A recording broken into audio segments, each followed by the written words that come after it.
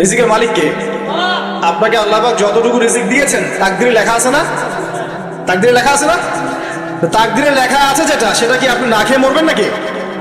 যদি আপনার তাকদিরে থাকে যে আপনি 50 বছর বাঁচবেন, 50 বছরে আপনি 500 মণ চাল খাবেন, কথার কথা, ওই চালের এক দানা বাকি থাকতে আপনি মরবেন? মরবেন না। তাহলে রিজিক কি আমার সাথে সম্পৃক্ত না আল্লাহর সাথে সম্পৃক্ত? এই বিশ্বাসটা করতে হবে তো। দাড়ি রাখলে কি মেয়েরা পছন্দ করবে না নাকি? বলেছে যে বিয়ে করবো না দাড়ি রাখলে, এমন কথা বলেছে? যদি কোনো মেয়ে এরকম কথা বলে, ওই মেয়েকে বিয়ে করার দরকার নেই আপনার। যদি কোনো মেয়ে আপনাকে বলে যে দাড়ি রাখলে ভালো লাগে না, শেভ করতে হবে, না হলে বিয়ে হবে না, বিয়ে করবো না, ওই মেয়েকে বিয়ে না করাই উচিত আপনার। করতো মানে আপনাকে বিয়ে করার যোগ্যতাই হয়নি তার, ওর তো যোগ্যতাই হয়নি আপনাকে বিয়ে করার, সে তো দাড়ি নিয়ে প্রশ্ন তুলছে। যে মেয়ে বলবে যে নবীর সুন্নত আছে এজন্য আপনাকে পছন্দ করি, তখন বুঝবেন যে হ্যাঁ, এই মেয়ের মধ্যে ভালো কিছু আছে। যেই মেয়ে দেখবে যে আপনি নামাজি কিনা, যেই মেয়ে দেখবে আপনি নামাজি কিনা, দাঁড়িয়ে আছে কিনা, ইমানদার কিনা, দিনের জন্য কিছু করেন কিনা, হালাল খান কিনা, ওই মেয়ে ইনশাল্লাহ আপনার ঘরে শান্তি দিবে। আর যেই মেয়ে আপনাকে দেখবে আপনার কত বড় সম্পত্তি, কতটা বড় জমি, কত বড় চাকরি, সুদ খান কিনা ওর কোনো আসে যায় না, টাকা হইলেই হইল, এগুলোকে ঘরে ঢুকালে অশান্তি। অশান্তি কি চাচ্ছেন? শান্তি না অশান্তি? নবী সাল্লাল্লাহু আলাইহি ওয়াসাল্লাম বলেছেন, দিনদারিতা দেখে মেয়েদেরকে বিয়ে করো। কি দেখে? একই বিষয় ছেলেদের জন্য মেয়েদের জন্য সেম। ছেলে দেখতে হবে দিনদার কিনা, মেয়ে দেখতে হবে দিনদার কিনা, পর্দা করে কিনা, দিনদারিতা আছে কিনা। দুনিয়ার এই ছোটখাটো বিষয় যদি দেখেন, তুচ্ছ বিষয়গুলো, একদিন না একদিন আপনি পস্তাবেন কিন্তু। আর যদি আপনি দিনদারিতা দেখেন, ইনশাল্লাহ আপনি কোনোদিন পস্তাবেন না ইনশাল্লাহ। আল্লাহ পাক তৌফিক দান করবেন। এটা একটা বড় সিদ্ধান্ত জীবনের। এই সিদ্ধান্তে যদি ভুল করে ফেলেন, সারা জীবন পস্তাতে হবে। অতএব এখানে বেশি আবেগে ফ্যান্টাসিতে ভুগবেন না, ঠান্ডা মাথায় দিনদারিতাকে অগ্রগণ্য করে আপনি ছেলে দেখবেন বা মেয়ে দেখবেন ইনশাল্লাহ। আর গার্ডিয়ান যারা পরিবারের পিতামাতা আছেন, তাদেরকেও বলবো দুনিয়ার এই বিষয়গুলোকে বেশি প্রাধান্য দিতে যাবেন। কত বড় চাকরি করে, কত বড় জমির মালিক, কত বেশি টাকা, এগুলো পরের বিষয়। আগের বিষয় হচ্ছে আপনার ওই জামাই দিনদার কিনা, আগের বিষয় হচ্ছে তার মধ্যে ইসলাম আছে কিনা, শুরুর বিষয় হচ্ছে আপনার ওই মেয়ের মধ্যে দিনদারিতা আছে কিনা। এটা নসিহত করে গেলাম। যদি আপনি বুদ্ধিমান হন, তাহলে আমার নসিহত গ্রহণ করবেন, তাহলে কিন্তু সারা জীবন পস্তাতে হবে। যারা বেদিন জামাই বিয়ে করেছে আর বেদিন মেয়ে বিয়ে করেছে, তারা বুঝবে যে আমার কথার মর্ম কত। তারা এখন ইচ্ছা করে লাইন আনতে পারছে না, পারছে? ওই যে বলছে বিয়ের পরে ঠিক হয়ে যাবে, এত সহজ? এটা কি সুইচ টিপ দিলে ঠিক হয়ে যাবে? মানুষের মনটা খুব জটিল একটা বিষয়। এত সহজেই মানুষের মন চেঞ্জ হয় না, হয় ইল্লা মাশাআল্লাহ, আল্লাহ চাইলে হয়। কিন্তু যদি মনে করেন যে পর্দা করে না, বিয়ে করি তারপর পর্দা করবে, করাই নিব, বানাই নিব, নিজের মতো গড়ে নিব, এত সহজ নয়। পরে দেখবেন সেই মেয়ে আপনার দাড়ি শেভ করা ফেলছে, করতে পারে না, আপনাকে পেরেশানিতে ফেলবে। সবার এত টাকা, তোমার টাকা নাই। এই যুগে তো সুদ খেলে কি হয়, সমিতিতে নাম লেখালে কি হয়, সুদের লোন নিলে কি হয়, সবার একতলা বাড়ি, আমার কেন? সবার 4-5 তলা বাড়ি, আমার কেন একতলা থাকবে? না, লোন নাও, বাড়ি করি। আপনার স্ত্রী আপনাকে এদিকে ইনফ্লুয়েন্স করবে না? করবে। এইভাবে তো বহু পরিবারের কর্তা দিন দিন হাডুষ্ট করে মারা যাচ্ছে। টেনশন, পারিবারিক অশান্তি। অতএব দিনদারিতাকে প্রাধান্য দেন, ইনশাআল্লাহ দিনদারিতার সৌন্দর্য কখনো শেষ হয়ে যাবে না ইনশাআল্লাহ। আল্লাহ পাক তৌফিক এনায়েত করুন। প্রিয় ভাইরা, আলোচনা একটা বড় অংশে এবার আসছি, এদিকে খেয়াল করেন, একটু মনোযোগ দিতে হবে। এখন থেকে আমরা একটু গুরুত্বপূর্ণ জায়গায় যাব। নবী সাল্লাল্লাহু আলাইহি ওয়াসাল্লামের সুন্নতের উপর আমল না করলে আমরা কি জান্নাত পাবো কিনা? আর নবীর সুন্নত কি শুধুমাত্র ইবাদত বন্দেগীর ক্ষেত্রে করলেই হবে, না জীবনের সব ক্ষেত্রে করতে হবে? আমার সাথে কথা বলেন। নবীর সুন্নত কি শুধু ইবাদত বন্দেগীতেই করব, নাকি জীবনের সব ক্ষেত্রে করব? আল্লাহর নবী সাল্লাল্লাহু আলাইহি ওয়াসাল্লাম মাত্র 23 বছরে আইয়ামে জাহিলিয়াতকে সরিয়ে দিয়েছেন কি দেন নাই? আইয়ামে জাহিলিয়াতের শিরক, ওখানকার আপনার সুদ, ওখানকার আপনার জেনা, ওখানকার মাদক, ওখানকার গোত্রীয় হানাহানি 23 বছরের মধ্যে পরিবর্তন হয়েছে কিনা? যখন মক্কা বিজয় হয়েছে, তখন কি ওই মক্কার মধ্যে কোনো শিরক ছিল, কোনো মূর্তি পূজা ছিল, কোনো সুদ ছিল, কোনো মেয়ের সাথে খারাপ আচরণ করা হয়েছে, কোনো ধর্ষণ হয়েছে, কোনো ব্যভিচার, গোত্রীয় হানাহানি? না, সবাই ভাই ভাই হয়ে গেছে? 23 বছরের মধ্যে আল্লাহর নবী কি এমন করলেন যাতে একটা অন্ধকারাচ্ছন্ন সমাজ আলোকিত হলো? কি এমন করলেন, কে বলতে পারবে? 23 বছরের মধ্যে আল্লাহর নবী কি এমন করলেন? তিনি কি কোনো জাদু করেছেন? তিনি কি মানুষকে বশ করেছেন? তিনি কি আল্লাহর ফেরেশতাদেরকে দিয়ে জোর করে মানুষকে দিনের দিকে নিয়ে আসছেন? তিনি কি মানুষের গলায় ছুরি ধরে ইসলাম কবুল করিয়েছেন? এই কোনো কাজই আমাদের নবী মুহাম্মদ সাল্লাল্লাহু আলাইহি ওয়াসাল্লাম করেন নাই, করেছেন? বরং তিনি মানুষের কলব, মানুষের হৃদয়টাকে পরিবর্তন করে দিয়েছেন। বলেন সুবহানাল্লাহ। মানুষের হৃদয়ের মধ্যে আগে কুফর ছিল, আল্লাহর নবী সেখানে ঈমান ঢুকিয়ে দিয়েছেন। মানুষের হৃদয়ের মধ্যে আগে শিরক ছিল, আল্লাহর নবী সেখানে তাওহীদ ঢুকিয়ে দিয়েছেন। মানুষের হৃদয়ের মধ্যে আগে হারাম ছিল, নবী সাল্লাল্লাহু আলাইহি ওয়াসাল্লাম হালাল ঢুকিয়ে দিয়েছেন। মানুষ আগে বস্তুবাদী ছিল, দুনিয়া কেন্দ্রিক ছিল, আল্লাহর নবী মানুষকে পরকালমুখী করেছেন। মানুষ আগে আল্লাহকে চিনত না, আল্লাহর নবী মানুষকে আল্লাহকে চিনিয়েছেন। মানুষের কবর, হাসর, জান্নাত, জাহান্নাম নিয়ে এত চিন্তা ছিল না, আল্লাহর নবী তাদেরকে পরকালীন জীবন সম্পর্কে সচেতন করেছেন। করেন নাই? কিভাবে করেছেন? উত্তর, নবী সাল্লাল্লাহু আলাইহি ওয়াসাল্লাম দুইটা উৎস দিয়ে করেছেন। কয়টা উৎস ভাই? এক নাম্বার আল্লাহর কিতাব মানে আল কোরআন, দুই নাম্বার নবীর সুন্নত মানে কি? হাদিস। আমার সাথে কথা বলেন। এক নাম্বার কি? আল্লাহর কিতাব মানে কি? আল কোরআন। দুই নাম্বার নবীর সুন্নত মানে হাদিস। এই কোরআন এবং হাদিসকে কেন্দ্র করে মাত্র 23 বছরে নবী সাল্লাল্লাহু আলাইহি ওয়াসাল্লাম পুরো জাহিলিয়াতের চিত্রই পাল্টে দিয়েছেন। পাল্টে দিয়েছেন কিনা? আচ্ছা, কিভাবে? উত্তর, নবীজি এবং সাহাবীরা সর্বপ্রথম তারা সবাই কোরআন তেলাওয়াত করা জানতেন। ঠিক আছে? তার মানে সমাজ পরিবর্তন করতে হলে আমাদের সবাইকে কোরআন তেলাওয়াত করা শিখতে হবে। দুই, নবী এবং সাহাবীগণ সাল্লাল্লাহু আলাইহি ওয়াসাল্লাম কোরআন শুধু তেলাওয়াতই করতেন না, কোরআনের অনেক অংশ, প্রায় পুরো অংশই তাদের মুখস্থ ছিল না? তাহলে আমাদের কোরআন মুখস্থ করা লাগবে কিনা? পুরো অংশ না পারি, অল্প একটু করা লাগবে কিনা? অথবা এতটুকু না পারি, এক পারা পারবো কিনা? এক পারাও না পারি, নামাজের জন্য উপযুক্ত সূরাগুলো মুখস্থ করতে পারবো কিনা? পারবো না? সারা জীবনে কম পড়াশোনা করেছি? প্রচুর পড়াশোনা করেছেন, তাহলে কোরআনের ক্ষেত্রে কেন পিছিয়ে থাকা যাবে? যাবে না। ওই যে বারবার একটা কথা বলি, 15-20 বছর পড়াশোনা করে 15টা সূরা শিখছেন না। 15 বছর পড়াশোনা করে আপনি 15টা হাদিস শিখছেন না। শিখেছেন? 15 বছর পড়েছেন, 10 জন জান্নাতের সার্টিফিকেট প্রাপ্ত সাহাবীর নাম বলতে পারছেন না। নবীজির 10 জন স্ত্রীর নাম বলতে পারছেন না, তার জীবনী বলতে পারছেন না, ঈমান ভঙ্গের কারণগুলো বলতে পারছেন না, কোনো ক্ষেত্রে ওযুর মাসআলাগুলোও বলতে পারছেন না, কোনটা ফরজ কোনটা সুন্নাত। এমন আছে না? এবং এদের সংখ্যা কি কম না বেশি? এদের সংখ্যা কোটি কোটি, এমন কোটি কোটি মানুষ আছে বাংলাদেশের মাটিতে। আমরা সবাই মাশাআল্লাহ দুনিয়াবি ক্ষেত্রে শিক্ষিত হয়েছি ঠিকই, কিন্তু দিনের বেসিক জিনিসগুলো শিখি নাই। আপনি দেখবেন, আমি দেখাবো, কে আছেন বলেন জান্নাতি 10 জন সাহাবীর নাম বলতে পারবেন? একজন ব্যক্তি দাঁড়ায় যান দেখি, যদি বলতে পারেন আমার পক্ষ থেকে নগদ 1000 টাকা পুরস্কার। জান্নাতি 10 জন সাহাবী, এই দুনিয়াতেই তারা জান্নাতের সার্টিফিকেট পেয়েছে। আল্লাহ নবী বলেছেন তুমি জান্নাতি, তুমি জান্নাতি, তুমি জান্নাতি। 10 জন বলতে পারবেন কেউ? কিন্তু বিশ্বাস করেন, আমি যদি এখন ধরি কোনো পুরস্কার দিব না, 1 টাকাও ভাদিয়া নাই, আমাকে বলেন বাংলাদেশ ক্রিকেট টিমের 10টা প্লেয়ারের নাম বলেন, সবাই বলতে পারবে না? 10 জন ইন্ডিয়ান নায়কের নাম বলতে পারবে? 10 জন ইন্ডিয়ান নায়িকার নাম বলতে পারবে? 10 জন আর্জেন্টিনার প্লেয়ারের নাম বলতে পারবে? 10টা ব্রাজিলের প্লেয়ারের নাম জিজ্ঞাসা করেন, পারবে? এগুলো পারবে তারা? পারবে কি না? সত্যি কথা বলেন, পারবে কি না? অবশ্যই পারবে। 10টা বাংলা সিনেমার নাম বলেন, পারবে? 10টা হিন্দি সিনেমার নাম বলেন, পারবে? পারবে কি না? সত্যি কথা বলেন, পারবে কি না?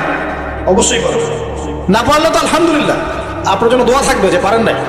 কিন্তু বেশিরভাগ ছেলে পেলেই পারবে, বেশিরভাগ মেয়েই পারবে।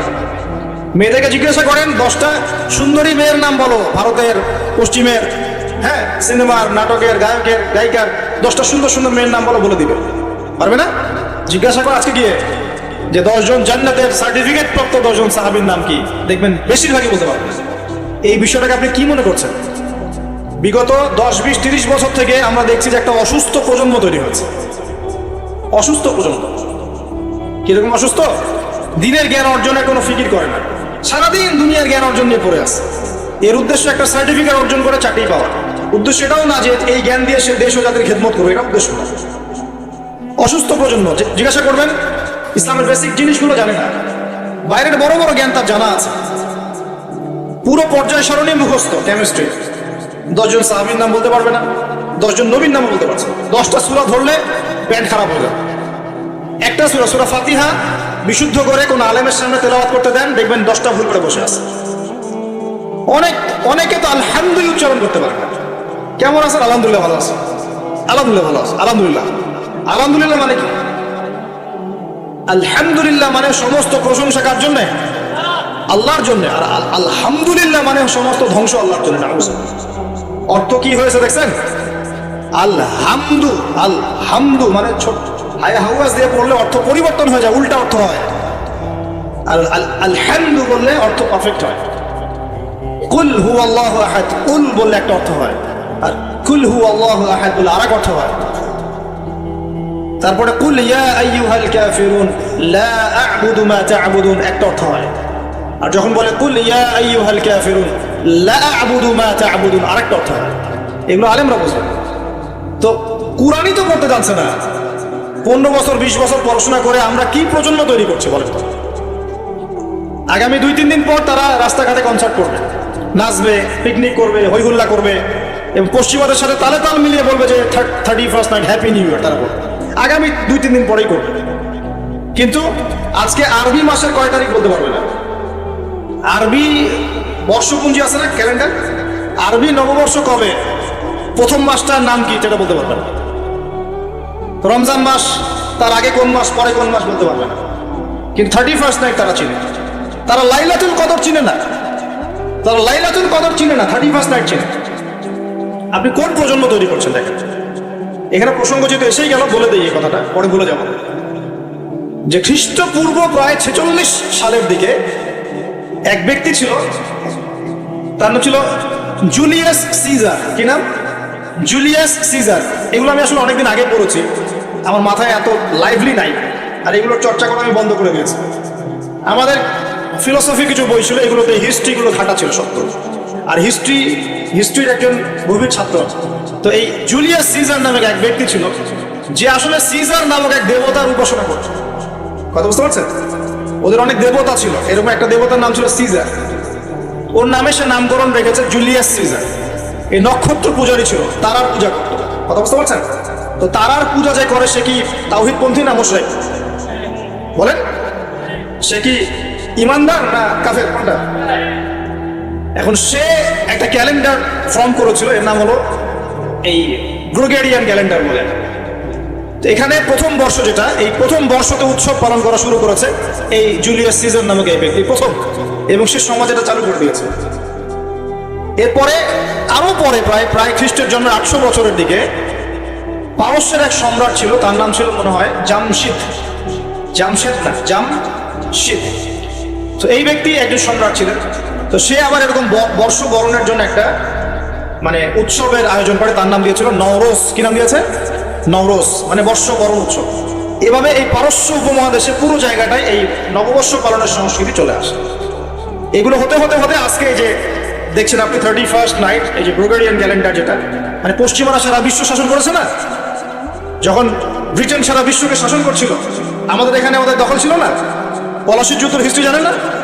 কত বছর এখানে শাসন করেছে? প্রায় 200 বছর এরা এখানে শাসন করে নাই। নবাব সিরাজউদ্দৌলার পতনের পর থেকে প্রায় 200 বছর এই ভারতীয় উপমহাদেশ তারা শাসন করেছে না। এখানে এই গ্রেগরিয়ান ক্যালেন্ডার ছড়িয়ে দেওয়া হয়েছে। এখন আমরা এই যে 31st নাইটের উৎসবটা পালন করতে শুরু করছি। এটা কি আমাদের উৎসব? এটা কি মুসলমানদের? কাদের হলো তাহলে? পশ্চিমাদের, রোমকদের, পশ্চিমাদের, যাদের সাথে ইসলামের দূর দূর পর্যন্ত কোনো সম্পর্ক নাই। আর নবী সাল্লাল্লাহু আলাইহি ওয়াসাল্লাম কি বলছেন শোনেন। আল্লাহ নবী বলছেন তোমাদের জন্য আনন্দের উৎসব দুইটা। কয়টা? একটা ঈদুল ফিতর, রমজান মাসের সওম সাধনার পরে, কিয়ামুল লাইলের পরে, তারাবির পরে, তাহাজ্জুদের পরে, কোরআন খতম দেওয়ার পরে, যাকাত ফিতরা দেওয়ার পরে, ত্যাগের এই মাসের পর আমরা একটা আনন্দ করি, ঈদুল ফিতর করি কি না? সবাই আনন্দ ভাগাভাগি করে নেই আলহামদুলিল্লাহ। ওই দিন আল্লাহ পাক কি করেন? আল্লাহ পাক রমজানের রোজাদার যারা ছিলেন সবাইকে মাফ করে দেন আলহামদুলিল্লাহ। মুক্তি পাই আমরা, নাজাত পেয়ে যাই।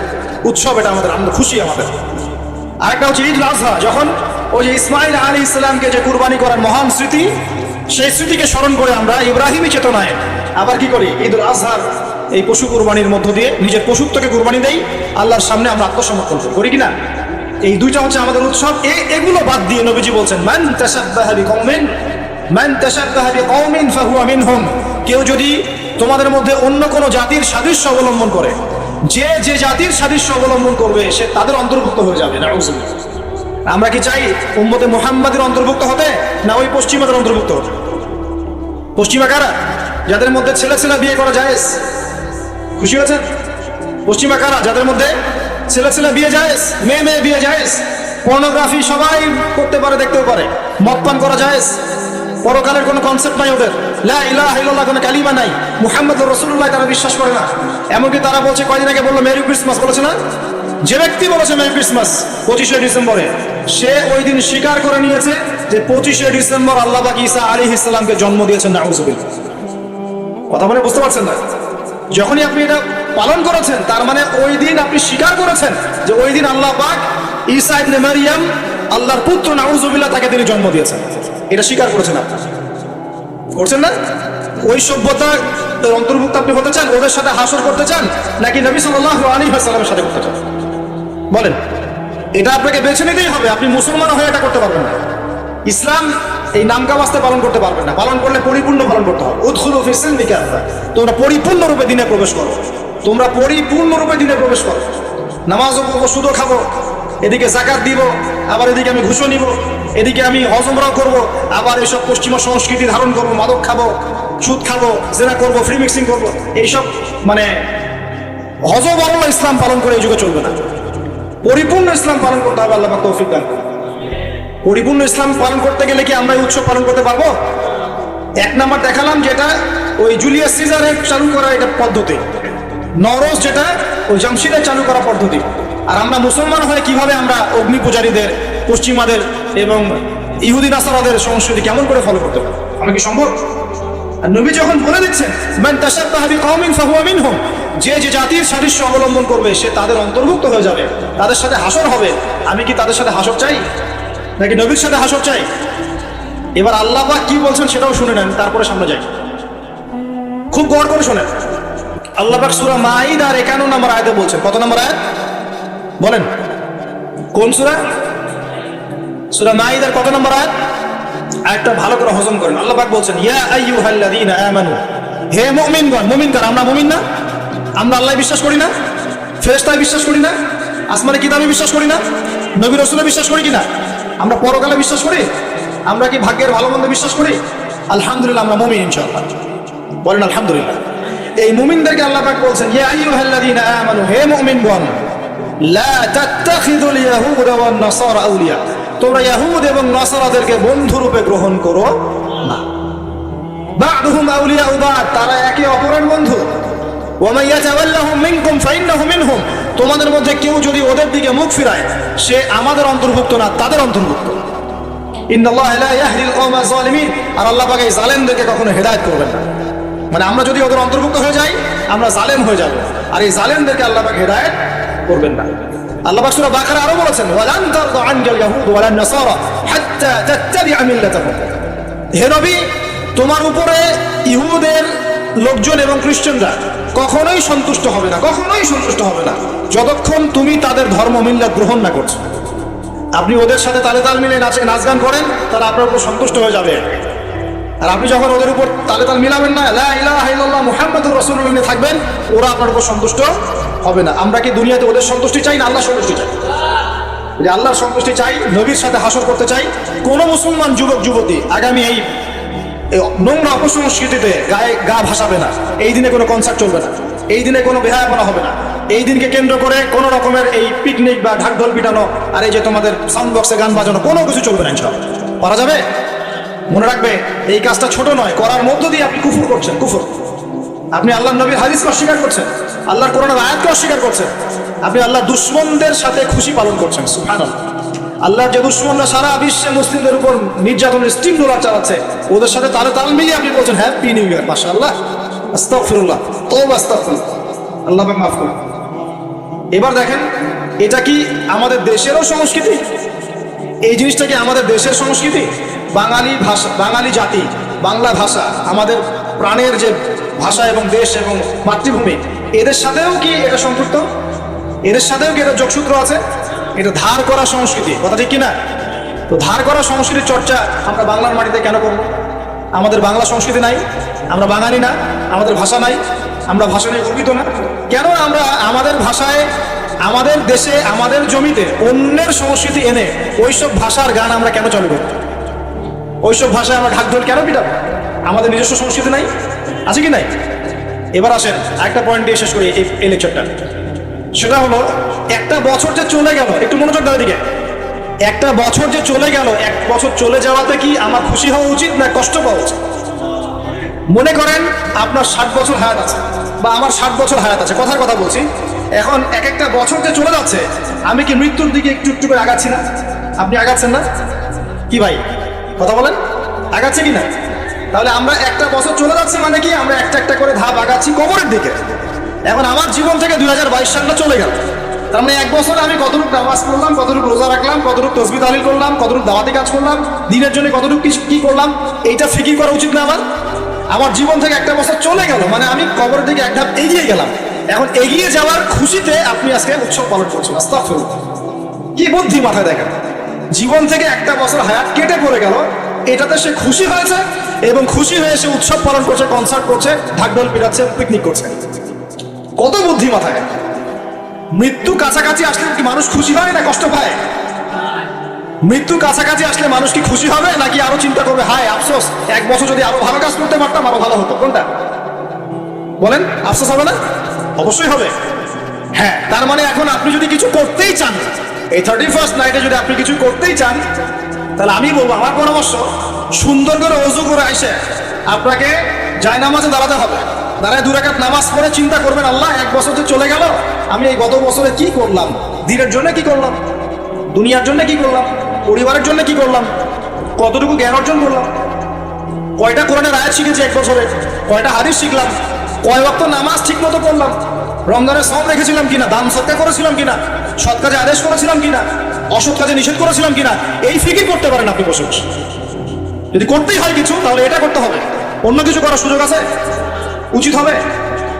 একই তো আমাদের দেশের সাথে এই সংস্কৃতির কোনো সম্পর্ক নাই, এটা দেশদ্রোহিতাও হচ্ছে, আবার ইসলামের সাথে দূর দূরত্ব কোনো সম্পর্ক নাই, ইসলামের সাথে দ্রোহিতা করা হচ্ছে। তাহলে বলেন, আমরা যদি আল্লাহ এবং তার রাসূলের সন্তুষ্টি চাই, তাহলে আমরা কি আল্লাহ এবং তার রাসূলের শত্রুদের সংস্কৃতি গ্রহণ করতে পারি? আল্লাহ পাক আমাদের সবাইকে বোঝার তৌফিক দান করুন।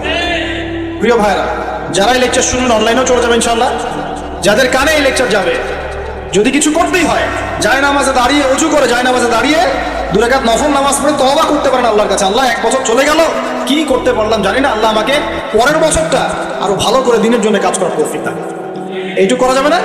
যদি করতে চান এতটুকু করেন, এর বাইরে কিছু করতে চান না। আল্লাহ পাক বোঝার তৌফিক দান করবেন। প্রিয় ভাইরা, এখন সামনে আসি যে আল্লাহর নবী এই পুরো জাহিলিয়াত পরিবর্তন করেছেন কোরআন সুন্নাহ দিয়ে, ঠিক আছে কথা? কোরআন সুন্নাহর মধ্যে কাজগুলো কি ছিল আমি কয়েকটা বলেছিলাম। 1, কোরআন তেলাওয়াত করা শিখেছে সবাই। 2, কোরআনের অর্থ বুঝেছেন সবাই। 3, কোরআনের সমস্ত আদেশ নিষেধ তারা মেনে চলেছেন, চলেন নাই? আমাদের উচিত হবে কোরআনের সমস্ত আদেশ এবং নিষেধগুলোকে মেনে চলা। আল্লাহ পাক আমাদের সবাইকে তৌফিক এনায়েত করুন। এরপর তারা কি করেছেন, কোরআন এবং হাদিসের দাওয়াতটা মানুষের কাছে পৌঁছে দিয়েছেন, দেন নাই? তাহলে আমাদের কি নিজে নিজে দিন পালন করলেই হবে না, আমার পরিবারেও করাতে হবে?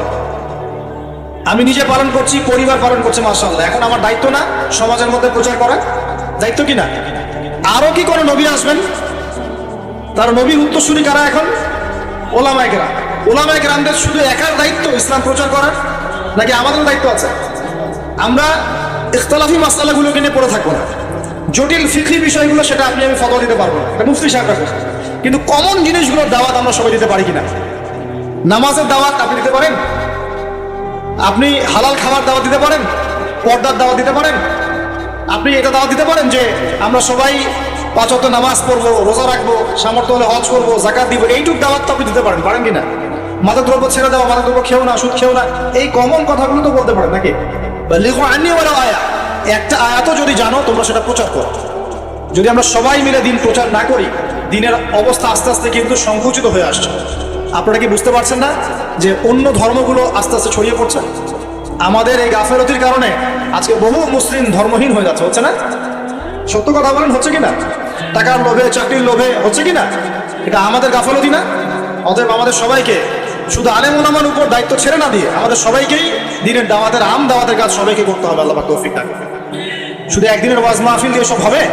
আজকে আমি আসলাম, হয়তো 1 বছর আপনার সাথে আমার দেখা হবে না হয়তো, তাহলে কি এখানেই শেষ? একটা ওয়াজ মাহফিল দিয়ে সব হবে?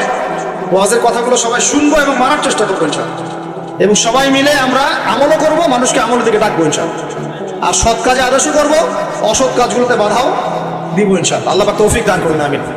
এখন আস্তে আস্তে ফিনিশিং এর দিকে আসি। দেখুন আল্লাহ পাক তার নবীর মধ্য দিয়ে দিনটা প্রতিষ্ঠা করেছেন কিনা। দিন কি শুধু নবী সাল্লাল্লাহু আলাইহি ওয়াসাল্লাম একাই পালন করেছেন, না সমাজে প্রতিষ্ঠা করেছেন? এখন আমাদের কি একা একা পালন করলেই হবে, না সমাজে প্রচার প্রসার করতে হবে? আচ্ছা, তাহলে আগে কিছু বিষয় জানতে হবে। এক, আল্লাহ রাব্বুল আলামিন যে দিনটা দিয়েছেন, এই দিনটা পরিপূর্ণ দিন। কিরকম দিন? এই দিনের মধ্যে কিছু ঢোকানোর সুযোগ আছে, বের করার কোনো সুযোগ আছে? নাই। দিন ইসলাম পরিপূর্ণ কিনা উত্তর আল্লাহ পাক দিয়েছেন সূরা মাইদার মধ্যে। কোন সূরা? সূরা মাইদা 3 নম্বর আয়াত। আল্লাহ পাক বলেন, এই আয়াতগুলো বাসায় পড়ে দেখবেন। আল্লাহ পাক বলেন, আল ইয়াউমা আকমালতু লাকুম দীনাকুম, আজকে আমি তোমাদের জন্য দিন ইসলামকে পরিপূর্ণ করে দিলাম। ওয়া আতমামতু আলাইকুম নি'মাতি, তোমাদের উপর আমার নিয়ামতকে পূর্ণতা দান করলাম। ওয়া রাদিতু লাকুমুল ইসলাম দীনান, তোমাদের উপর দিন ইসলামকে মনোনীত করে আমি আল্লাহ সন্তুষ্ট হয়ে গেলাম। বলি সুবহানাল্লাহ। তার মানে আল্লাহ পাক দিন ইসলামকে পরিপূর্ণ করেছেন। কিছু ঢুকাতে পারবো? কিছু বের করতে পারবো? পারবো না। এবার আসেন, এই পরিপূর্ণ দিন ইসলাম ছাড়া অন্য কোনো দিন আল্লাহ গ্রহণ করবেন কিনা? উত্তর সূরা আলে ইমরান আয়াত নম্বর 85। আল্লাহ পাক বলছেন, আল্লাহ রাব্বুল আলামিন বলছেন, ওয়া মান ইয়াবতাগি গায়রাল ইসলামি দীনান ফালা ইউকবাল মিন, কেউ যদি ইসলাম ছাড়া অন্য কোনো দিন বা জীবন ব্যবস্থা তালাশ করে, তার কাছে কোশ্চিন কালেও এটা কবুল করা হবে না। তার মানে ইসলাম ছাড়া অন্য কোনো দিন যদি কেউ চর্চা করি, আল্লাহর কাছে কোশ্চিন কালেও সেটা গ্রহণযোগ্য হবে না। আর এই ইসলাম আল্লাহর কাছে একমাত্র গ্রহণযোগ্য দিন, যেটা আল্লাহ পাক বলছেন সূরা আলে ইমরানের 19 নম্বর আয়াত। আল্লাহ পাক বলছেন, ইন্না দীনা ইনদাল্লাহিল ইসলাম, আল্লাহর কাছে একমাত্র গ্রহণযোগ্য দিন কি? ইসলাম। এবার আসেন সূরা সফে চলে যায়।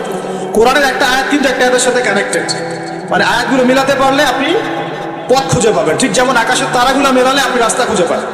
এই জন্য কোরআনের আয়াতগুলোকে আকাশের তারার সাথে তুলনা করা হচ্ছে। ফালা উকসিমু বিমাওয়াকি'ন নুজুম ওয়া ইন্নাহু লাকাসামুন লাউ তা'লামুনা আযীম ইন্নাহু লাকুরআনুন কারীম ফি কিতাবিন মাকনুন। এই সূরা আছে না, সূরা ওয়াকিয়ার মধ্যে আল্লাহ পাক তারাগুলোর অবস্থান স্থলের কসম খেয়েছেন, খেয়ে বলছেন কোরআন একটা মহিমান্বিত কিতাব, লা ইয়ামাসসুহু ইল্লাল মুতাহহারুন, পবিত্র সত্তা ছাড়া কেউ সেটা গ্রহণ স্পর্শ করতে পারে না। তানজিলুম মির রাব্বিল আলামিন, এটা আল্লাহ পাকের পক্ষ থেকে নাজিল হয়েছে। তো কোরআনের আয়াতগুলো কিন্তু একটার সাথে কানেক্টেড। তো এটাই বলছিলাম যে ইসলাম পরিপূর্ণ দিন, এটাই আল্লাহর কাছে একমাত্র গ্রহণযোগ্য দিন। এর বাইরে কোনো দিন তালাশ করলে কবুল করা হবে না। আর ইসলাম শুধু ব্যক্তি জীবনে পালন করার জন্য আসে নাই, বরং পুরো জীবনের সমস্ত ক্ষেত্রে পালন করার জন্য এসেছে। কোথায় দলিল? সূরা আলে ইমরান আয়াত নাম্বার 102। কত নম্বর আয়াত? আল্লাহ পাক বলেন, ইয়া আইয়ুহাল্লাযীনা আমানু, হে মুমিনগণ, আমাদেরকে বলছেন হে মুমিনগণ, ইত্তাকুল্লাহ, তোমরা আল্লাহকে ভয় করো। কাকে ভয় করো? আল্লাহকে ভয় করো। হাক্কা তুকাতিহ, পরিপূর্ণরূপে ভয় করো, ভয় করার মতো করে ভয় করো।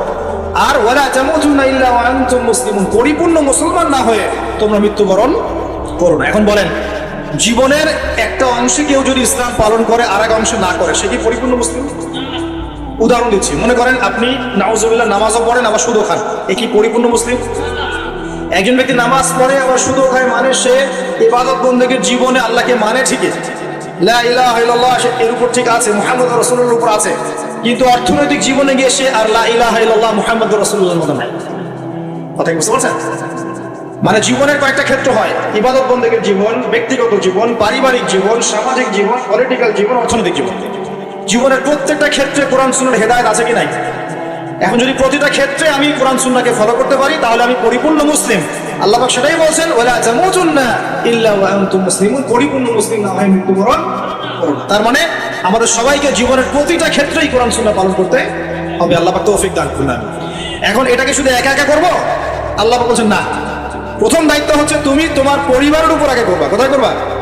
কোন সূরা? সূরা তাহরীম আয়াত নাম্বার 6। কোন সূরা? সূরা তাহরীম আয়াত নাম্বার 6। আল্লাহ পাক বলেন, ইয়া আইয়ুহাল্লাযীনা আমানু, হে মুমিনগণ, কু আনফুসাকুম, নিজে জাহান্নামের আগুন থেকে বাঁচো, ওয়া আহলিকুম নারা, তোমার পরিবার বর্গকে জাহান্নামের আগুন থেকে বাঁচো।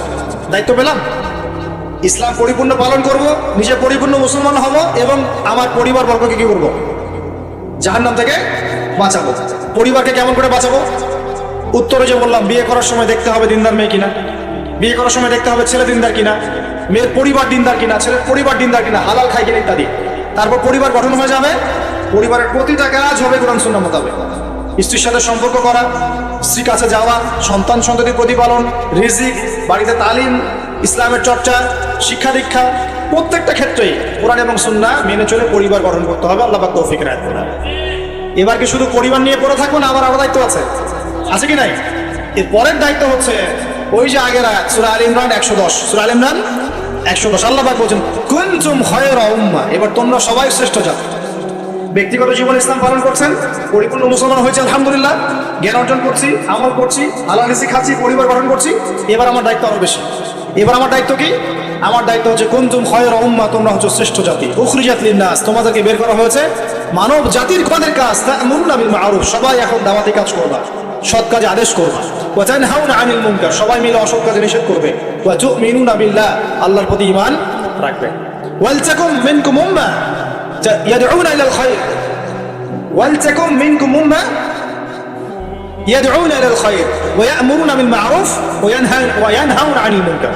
তোমাদের মধ্যে একটা দল থাকা চাই, একদল মানুষ থাকা চাই, যারা কি করবে?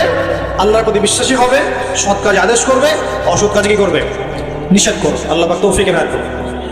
এইভাবে করলে কি হবে? সূরা সফের একটা আয়াতের উপর আমল হয়ে যাবে। আর সূরা সফের আয়াতটাই হচ্ছে বড় পরিসরে ইসলামের বিজয়। এটা বলে শেষ করছি, শুনেন। সূরা সফের আয়াতটা হচ্ছে আল্লাহ পাক বলছেন, ভালো করে শুনেন। আল্লাহ পাক বলছেন, হুয়াল্লাযী আরসালা রাসূলাহু বিল হুদা ওয়া দীনিল হক লিইয়ুযহিরাহু আলা দীনি কুল্লিহি।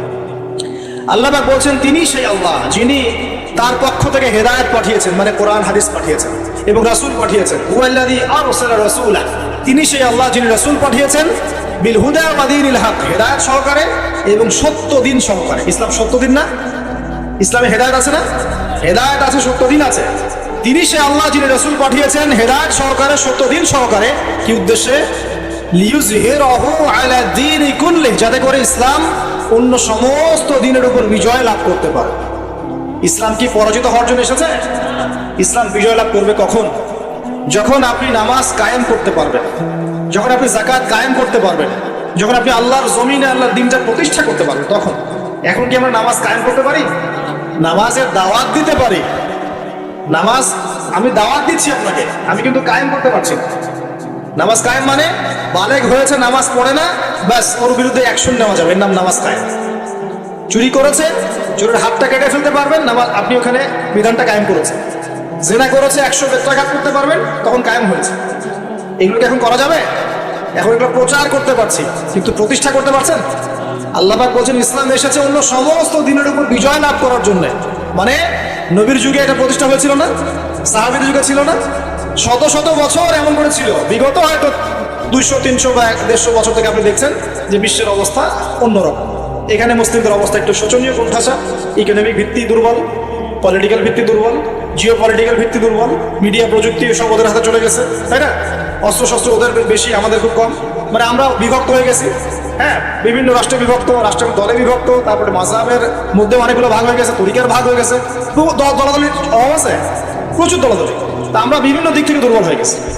কিন্তু এটা কি এরকমই ছিল আগে? এমন ছিল না। ইনশাআল্লাহ যখন ঈসা ইবনে মারিয়াম আসবেন তখন থাকবেও না, থাকবে। আল্লাহ পাক সেটাই বলছেন, ইসলাম পাঠিয়েছেন আল্লাহ পাক যাতে অন্য দিনের উপর এই দিনটা বিজয় লাভ করতে পারে। এখন এই বিজয় লাভ কি ঘরে বসে থাকলেই হবে? আর এই বিজয় লাভ কি শুধু আলেম ওলামারা দাওয়াত দিলেই হবে? আর শুধু একটা মাহফিল করলেই হবে? বিজয় লাভের জন্য আমাদের কয়েকটা কাজ বলে শেষ করবো। 1 নাম্বার, আমাদের সবাইকে দিনের জ্ঞান অর্জন করতে হবে, করা যাবে ইনশাআল্লাহ। 2 নাম্বার, প্রত্যেক মুসলিমকে কোরআন তেলাওয়াত করে শিখতে হবে, করা যাবে ইনশাআল্লাহ। 3 নাম্বার, সবাইকে কোরআনের কিছু অংশ মুখস্থ করতে হবে, ইনশাআল্লাহ পারবেন। 4 নাম্বার, কোরআনের অর্থটা বোঝার চেষ্টা করতে হবে, করা যাবে ইনশাআল্লাহ। অর্থ বুঝবো তো ইনশাআল্লাহ। অর্থ বোঝার জন্য তাফসীর পড়তে হলে পড়তে হবে, আরবি ভাষা শিখতে হলে শিখতে হবে, যা করার তাই করতে হবে, অর্থ বুঝতেই হবে। 5 নাম্বার, সবাইকে হালাল খেতে হবে, হারাম খাওয়া যাবে না, করা যাবে। 6 নাম্বার, আদর্শ পরিবার করতে হবে, পরিবারের মধ্যে যেন কোনো জাহেলিয়াত না থাকে, পারবো ইনশাআল্লাহ। 7 নাম্বার, ইসলামের দুশ্মনদের কোনো সংস্কৃতি আমরা গ্রহণ করবো না, পারবো ইনশাআল্লাহ। 8 নাম্বার, আমরা সবাই সৎ কাজে আদেশ করবো, অসৎ কাজে নিষেধ করবো, ইনশাআল্লাহ পারা যাবে ইনশাআল্লাহ। 9 নাম্বার, আমরা আমাদের সন্তান সন্ততিদেরকে আগামী বিশ্বকে চ্যালেঞ্জ করার মতো মানুষ করে যাবো, ইনশাআল্লাহ পারবো ইনশাআল্লাহ। আর 10 নাম্বার, আমাদের মা বোন যারা আছে, আমাদের মা বোনদেরকে আমরা কখনোই বেপর্দায় বাইরে ছাড়বো না, কোনো রকম জেনা, ব্যভিচার, মাদক, পর্ন এগুলো ধারে কাছে আমরা যাবো না ইনশাআল্লাহ। আধ্যাত্মিকভাবে আমরা পবিত্র থাকবো, পবিত্র দিন পালন করব, মানুষকে দাওয়াত দিব এবং আলেম ওলামার সাথে সহবত সম্পর্ক রাখবো, ইনশাআল্লাহ। দেখবেন একদিন না একদিন পুরো বিশ্বেই আল্লাহ রাব্বুল আলামিনের দিন এবং কালিমা লা ইলাহা ইল্লাল্লাহ বাদ দিয়ে অন্য কিছুই থাকবে না, ইনশাআল্লাহ। বিশ্বাস আমাদের উচিত দিনে কমপক্ষে 100 বার করে হলেও আলহামদুলিল্লাহ পড়া যাবে, যে কোনো অবস্থাতে আলহামদুলিল্লাহ। আলহামদুলিল্লাহ। ভাই কেমন আছেন? আলহামদুলিল্লাহ। ভাই পরিবার কেমন আছে? আলহামদুলিল্লাহ। ভাই চাকরি কেমন আছে, চলছে কেমন? আলহামদুলিল্লাহ। ব্যবসা কেমন? আলহামদুলিল্লাহ। এটা হচ্ছে সেই বান্দা নিদর্শন যার মনের মধ্যে আল্লাহর প্রতি ভক্তি শ্রদ্ধা আছে। যার মনের মধ্যে আল্লাহর নূর আছে, তার নিদর্শন হচ্ছে সে সবসময় শুকরিয়া আদায় করবে। একটা এক্সাম্পল দিচ্ছি, দেখেন ইব্রাহিম আলাইহিস সালাম ওই আর এই যে এইখানে মক্কায় তার একজন স্ত্রী হাজারা আলাইহিস সালাম, ওইখানে একজন স্ত্রী সারা আলাইহিস সালাম, মনে আছে ঘটনা? আচ্ছা, তিনি আসলেন বাসায়, দরজা নক করছেন যে বাসায় কে আছে? দরজার পিছন থেকে বলা হচ্ছে যে আমি। তিনি বলছেন ইসমাইল কোথায়? তখন আওয়াজ আসছে ইসমাইল শিকার করতে গেছে। তারপরে তাকে বলা হচ্ছে তোমরা কেমন আছো, স্বামী স্ত্রী তোমরা কেমন আছো? তো স্ত্রী জবাব দিচ্ছে আমরা ভালো নাই, আমাদের ঘরে অনেক অভাব, আমাদের অনেকের স্ত্রীর মতো আছে না এরকম? সারা জীবন করে যাবেন, একটা কথাই শুনবেন শেষ বয়সে গিয়ে, জীবনে কিছুই পাইলাম না তোমার কাছে। নিজের মাথার ঘাম পায়ে ফেলে করতেই থাকবেন, করতেই থাকবেন, করতেই থাকবেন, করতেই থাকবেন, কিন্তু আপনি শুনতেই থাকবেন, শুনতেই থাকবেন, কিছুই করলাম না, কিছুই পাইলাম না, কিছুই পাইলাম না। অমুক ভাবি কত ভালো আছে, অমুক কত ভালো আছে, অমুকের এত আছে, অমুকের তত আছে। সুবহানাল্লাহ, এটা আমাদেরই দোষ। কারণ বিয়ে করার সময় যারা দিনদারিতা না দেখে শ্বশুরের সম্পত্তি দেখবেন, সৌন্দর্যকে বেশি প্রাধান্য দিবেন, নিজের হারাম প্রেমকে বেশি প্রাধান্য দিবেন, নিজের ওই বংশমর্যাদা ইত্যাদি ইত্যাদিকে বেশি প্রাধান্য দিবেন, তখন তো আফসোস করতেই কিছু করার নেই। এই জন্যই তো নবী সাল্লাল্লাহু আলাইহি ওয়াসাল্লাম বলেছেন যে দিনদার স্ত্রীদেরকে দেখে বিয়ে করো, যার মধ্যে দিনের বুঝ আছে, জ্ঞান আছে, একে দেখে বিয়ে করো। তবে এখানেও একটা বিষয় আপনাদের সতর্ক করতে চাই যে প্রত্যেকটা বোরখার পিছনেই সঠিক দিনদারিতা থাকে না। অতএব এটা দেখেও ধোঁকা খাওয়ার কিছু নাই। দিনদারিতা আল্লাহর সাথে বান্দার মনের ব্যাপার। দিনের বেসিক কিছু প্রশ্নের মাধ্যমে আপনি তার উত্তর পেতে পারেন, দিনের বেসিক কিছু বুঝ আচরণ দেখে আপনি তার উত্তর পেতে পারেন, তার তাকওয়া দেখে আপনি উত্তর পেতে পারেন। একজন আমিরুল মুমিনিন খলিফা, তিনি রাত্রেবেলা জনগণের অভাব অনটন দেখেন। একদিন দেখতে দেখতে রাতে ক্লান্ত হয়ে পড়লেন, একটা দেয়ালের আড়ালে তিনি দাঁড়িয়ে বিশ্রাম নিচ্ছেন, বসে পড়েছেন। দেয়ালের পিছন থেকে তিনি আওয়াজ শুনছেন, মা আর মেয়ে কথাবার্তা বলছে। মা বলছে দুধে পানি মিশাও, আর মেয়ে বলছে ইত্তাকিল্লাহ, হে মা আল্লাহকে ভয় কর। তার মা বলছে এখানে তো ওমর নাই, ওমরের প্রশাসন নাই, ভয় কি আছে, মিশাও, পানি মিশাও। তখন এই মেয়ে বলছে ওমর নাই তো কি হয়েছে, ওমর রব আল্লাহ তো জীবিত আছে, তিনি দেখছেন। ওমর রাদিয়াল্লাহু আনহু পরের দিন ওই বাড়িটা মার্ক করে রাখলেন রাত্রেবেলা। পরের দিন তার ছেলেকে নিয়ে আসছেন এই বাসায়, এসে মেয়ে দেখাচ্ছেন, এই মেয়ে পছন্দ হয় কিনা দেখো। মেয়ে পছন্দ হয়ে গেছে। আমিরুল মুমিনিনের মানে রাষ্ট্রপ্রধানের ছেলের সাথে এই মেয়ের বিয়ে হয়ে গেল। দুধওয়ালি, দুধ ধোয়াচ্ছেন যেই মেয়ে, কি দেখে বিয়ে দিলেন? সৌন্দর্য দেখে? বংশমর্যাদা? শ্বশুরের টাকা? যৌতুক? এই কাজ যদি আমরা করতে না পারি, সংসারে শান্তি আসবে না, তখন কিছু করার থাকবে না ভাই। কারণ এই ফিতনায় একবার ঢুকে গেলে জীবনটা মেসাকার। এগুলো ডিল করতেই দিন দিন অনেক চলে যাবে। দিনের ফিকির পরে দেখবেন পরিবার সামলাতেই সময় শেষ, দিন শেষ। মানসিকভাবে যদি আপনি ফ্রেশ না থাকেন, ভালো না থাকেন, সাউন্ড না থাকেন, আপনি দিনের জন্য কিন্তু কিছু করতে পারবেন না। আর পরিবারে যদি নেককার স্ত্রী না থাকে, আপনি মানসিকভাবে ভালো থাকবেন না, ভালো থাকবেন না, এটা প্র্যাকটিক্যাল কথা। তো ওই যে স্ত্রী বলছে আমরা ভালো নাই, ইসমাইল শিকার করতে গেছে, আমরা ভালো নাই, একবেলা খাই একবেলা খেতে পারি না, ভালো নাই। ইব্রাহিম আলাইহিস সালাম বলছেন ঠিক আছে, ইসমাইল বাসায় আসলে ওকে বলো যে তার বাবা এসেছিল, আর তাকে বলো যে ঘরের চৌকাঠটা যেন পরিবর্তন করে। কথা কি বুঝতে পারছেন? ইসমাইল আলাইহিস সালাম আসলেন, একজন বৃদ্ধা লোক এসেছিল বাসায়, তোমার বাবা পরিচয় দিয়েছে। কি বলেছে? বলেছে যে ঘরের দরজা যেন পরিবর্তন করি। তখন তিনি বলছেন তুমি কি এমন বলেছিলে যে যার কারণে এই কথাটা বলেছো? তো তিনি বলছেন আমি বলেছি আমরা ভালো নাই, আমরা অভাবে আছি, তুমি শিকারে গেছো ইত্যাদি। তখন তিনি বলছেন তুমি ভুল করেছো, তিনি আমার বাবা ছিলেন, তিনি একজন নবী, তিনি ইনডাইরেক্টলি আমাকে বলেছেন আমি যেন তোমাকে তালাক দেই। এক কথায় তালাক হতে পারে? দিনদারিতা না থাকলে তালাক দেওয়া যায়। যদি ধৈর্য ধরতে ধরতে ধরতে ধরতে আপনি অতিষ্ঠ হয়ে যান, দিনের ব্যাপারে আর কম্প্রোমাইজ করতে পারেন না, সেক্ষেত্রে তালাক একটা অপশন আছে। এটা খারাপ নয়, যদিও এটা মন্দের ভালো একটা অপশন, কিন্তু সবর করতে উৎসাহিত করা হয়েছে। সবর করতে করতে করতে করতে যদি ভিতরটা পরিবর্তন না হয়, এরকম আল্লাহর প্রতি অকৃতজ্ঞ মানুষকে নিয়ে আপনি সারা জীবন চলতে পারবেন না। এবং দিনের পথে চলতে গিয়ে যারা প্রতিবন্ধকতা স্বীকার করে, তাদেরকে নিয়ে আপনি আল্লাহর পথে দাওয়াত এবং মুজাহাদার মেহনত করতে পারবেন না। এই জায়গায় কি অনেক সময় এক্সট্রিম ডিসিশন নিতে হতে পারে, এটা ইসলাম কিন্তু অপশন রেখেছে আপনার জন্য। আমি উৎসাহিত করছি না, অপশন রেখেছে। এরপরে আবার তিনি আসলেন অনেক বছর পর, এসে আবার নক করলেন যে আসসালামু আলাইকুম। ওয়ালাইকুম সালাম। ইসমাইল কোথায়? শিকার করতে গেছে। তোমরা কেমন আছো? আলহামদুলিল্লাহ, অনেক ভালো আছে। ঠিক আছে, ইসমাইল বাসায় আসলে তাকে বলো ঘরের চৌকাঠটা যেন যত্ন করে আদর করে মহব্বত করে রাখে। কথা বুঝতে পারছেন? এবার ইসমাইল আলাইহিস সালাম আসলেন বাসায়। তার স্ত্রী জিজ্ঞাসা করছে, একজন বৃদ্ধা এসেছিলেন, তোমার বাবা পরিচয় দিয়েছেন, কি বলেছে? বলেছে তুমি যেন ঘরের চৌকাঠটা তুমি যেন অটুট রাখো, বহাল রাখো। তুমি কি বলেছো? আমি বলেছি আমরা অনেক ভালো আছি। তখন তিনি বলছেন, আমার বাবা তোমাকে অনেক পছন্দ করেছেন এবং তোমাকে নিয়ে আমাকে সংসার করতে বলেছেন। এই হলো অবস্থা। শুকরিয়া আদায় যারা করতে পারবে না তাদেরকে নিয়ে চলা মুশকিল। লোকমান হাকিম যাকে প্রজ্ঞা দেওয়া হয়েছে তাকেও আল্লাহ পাক আদেশ করছেন তুমি আল্লাহর শুকরিয়া আদায় করো। যে ব্যক্তি আল্লাহর শুকরিয়া আদায় করে, কৃতজ্ঞতা প্রকাশ করে, যে কোনো হালতেই বলতে পারে আল্লাহ আলহামদুলিল্লাহ আমি ভালো আছি। এবং আল্লাহ রাসূল সাল্লাল্লাহু আলাইহি ওয়াসাল্লাম বলেছেন কখনো উঁচু স্তরের লোকদের দিকে তাকাবে না। যার উঁচু বাড়ি আছে, তোমার চেয়ে উঁচু বাড়ি আছে, তোমার চেয়ে বড় গাড়ি আছে, তোমার চেয়ে বেশি টাকা আর্ন করে, ওদের দিকে দেখবে না, ওদের দিকে চোখ দিও না। বরং তোমার চেয়ে নিচে যারা আছে, দরিদ্র যারা, তোমার চেয়ে যারা দরিদ্র, ওদের দিকে তাকাও। তাহলে তুমি আল্লাহর নিয়ামতের শুকরিয়া আদায় করতে পারবে ইনশাআল্লাহ। আমরা যদি হসপিটালে যাই শুকরিয়া আদায় করতে পারবো না? যে এই যে হাজার হাজার মানুষ শুয়ে আছে, কারো ক্যান্সার, কারো ডায়াবেটিস, কারো অমুক, কারো তমুক, কারো অ্যাক্সিডেন্ট, কারো এইটা সেইটা, কারো ব্রেন টিউমার, কারো হার্টের সমস্যা, কত সমস্যা। কেউ হাঁটতে পারে না, কেউ বসতে পারে না, কেউ শুইতে পারে না, কেউ শুলে ঘুমাতে পারে না। আমরা ভালো আছি না? আলহামদুলিল্লাহ, কৃতজ্ঞতা। যখন আপনি আপনার চেয়ে বিপন্ন কোনো মানুষকে দেখবেন, দেখে যদি এই দোয়াটা পড়েন, আলহামদুলিল্লাহিল্লাযী আফানি মিম্মা তালাকা বিহি ওয়া ফাদ্দালানি আলা কাসীরিন মিম্মান খালাকা তাফদীলা।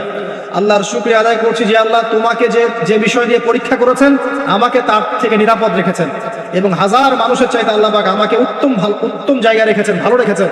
এই দোয়াটা যে ব্যক্তি পড়বে ওই বিপদ তাকে স্পর্শ করবে না ইনশাআল্লাহ। এভাবে আপনি আল্লাহর শুকরিয়া আদায় করতে পারেন। আর আল্লাহ পাকের শুকরিয়া আদায় করার সবচাইতে বড় নিদর্শন হচ্ছে আপনি আল্লাহর আদেশ নিষেধ মেনে চলছেন কিনা। যে ব্যক্তি আল্লাহর আদেশ এবং নিষেধকে মেনে চলছে এ ব্যক্তি প্রকৃতপক্ষে আল্লাহর শুকরিয়া আদায় করছে, তাই নয় কি? খালি মুখে যদি বলি আমি আল্লাহর শুকরিয়া আদায় করি, নামাজ নাই, সাওম নাই, যাকাত নাই, কিচ্ছু নাই, মুখে মুখে বলছি আমি আল্লাহকে অনেক ভালোবাসি, এই ভালোবাসার দাম আছে? আল্লাহ পাক কি বলেছেন? যে তোমরা যদি আল্লাহর ভালোবাসা পেতে চাও, কুল ইন কুনতুম তুহিব্বুনাল্লাহ ফাত্তাবিউনি, আমার অনুসরণ করো। কার অনুসরণ? মুহাম্মদ সাল্লাল্লাহু আলাইহি ওয়াসাল্লামের অনুসরণ করো, তার সুন্নাহ মাফিক জীবন গড়ো। ইনশাআল্লাহ আল্লাহ পাক তোমাদেরকে মাফ করে দিবেন, আল্লাহ তোমাদেরকে ভালোবাসবেন ইনশাআল্লাহ। লুকমান আলাইহিস সালামকে আমি আলাইহিস সালাম বলছি এই অর্থে তার উপর শান্তি বর্ষিত হোক, এই অর্থে বলছি। এরপর পরের আয়াতে লুকমান আলাইহিস সালাম, লোকমান হাকিম, তিনি বলছেন ওয়াইজ ক্বাল লুকমান লিবনিহি, তার সাথে তার সন্তানের একটা কনভারসেশন হচ্ছে। এটা ভালো করে শুনেন, তার সাথে তার সন্তানের একটা কনভারসেশন হচ্ছে। তিনি তার সন্তানকে কিছু নসিহত করছেন, ওয়াজ করছেন। যেই নসিহতগুলো আল্লাহ পাকের কাছে এত ভালো লেগেছে, আল্লাহ পাক কুরআনুল কারীমের মতো কিতাবে সেটাকে নিয়ে এসেছে। কিয়ামত পর্যন্ত এটা থাকবে ইনশাআল্লাহ। কিয়ামত পর্যন্ত একজন বাবা একজন ছেলের এই কনভারসেশন থাকবে ইনশাআল্লাহ। আমরা তো মনে করি সন্তানকে মানুষ করবে তার মা, এখানে আমরা দেখছি সন্তানকে নসিহত করছেন তার বাবা। আমরা ইউসুফ আলাইহিস সালামের ক্ষেত্রেও সেটাই দেখেছি যে সন্তানকে নসিহত করছেন তার বাবা। আমরা কোরআন ঘাটলে দেখি যে বাবা সন্তানকে নসিহত করেন, মা নসিহত কম করেন।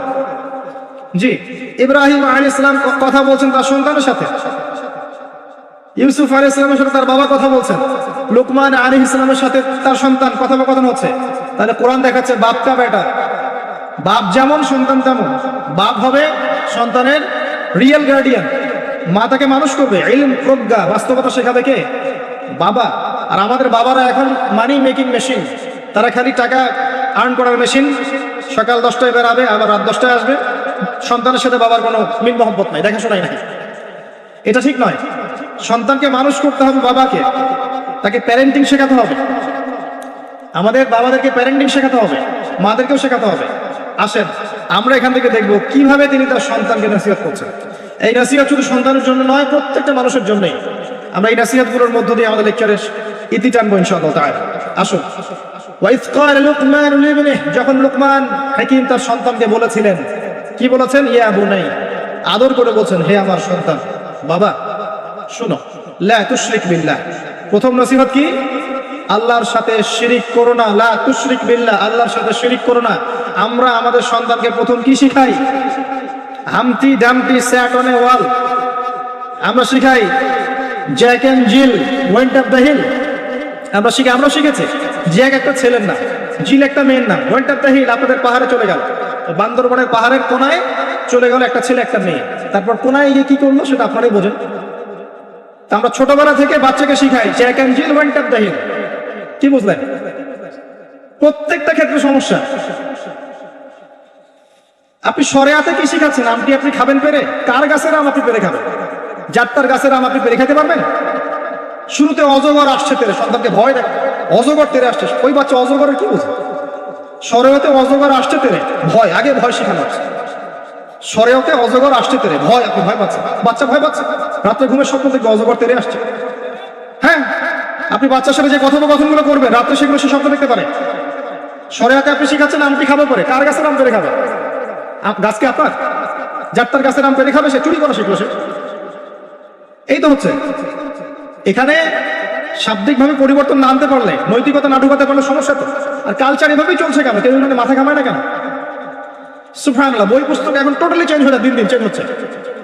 দেখবেন আগে আমরা অনেকগুলো নজরুলের কবিতা পড়তাম, কবিতা নয়, আস্তে আস্তে আস্তে আস্তে ভ্যানিশ। একটা ভিতর থেকে একটা আদর্শ আপনাকে ইনজেক্ট করা হচ্ছে, কোন আদর্শ সেটা আপনি খুঁজে বের করেন, এবং যে আদর্শটা রাখা হচ্ছে সেটাকে আস্তে আস্তে মাইনাস করা হচ্ছে, কোনটা সেটা আপনি ভাবেন। সন্তানকে বাবা শেখাচ্ছে ইয়া বুনাই লা তুশরিক বিল্লাহ। কোন পরিবারে এই লুকমান আলাইহিস সালামের মতো পিতা সন্তানকে শেখায় ছোটবেলায় বাবা আল্লাহর সাথে শিরিক করো না? এটা একটা জায়গায় সম্ভব যারা ইসলামিক লাইনে পড়াশোনা করছেন, মাদ্রাসায় পড়াশোনা করছেন।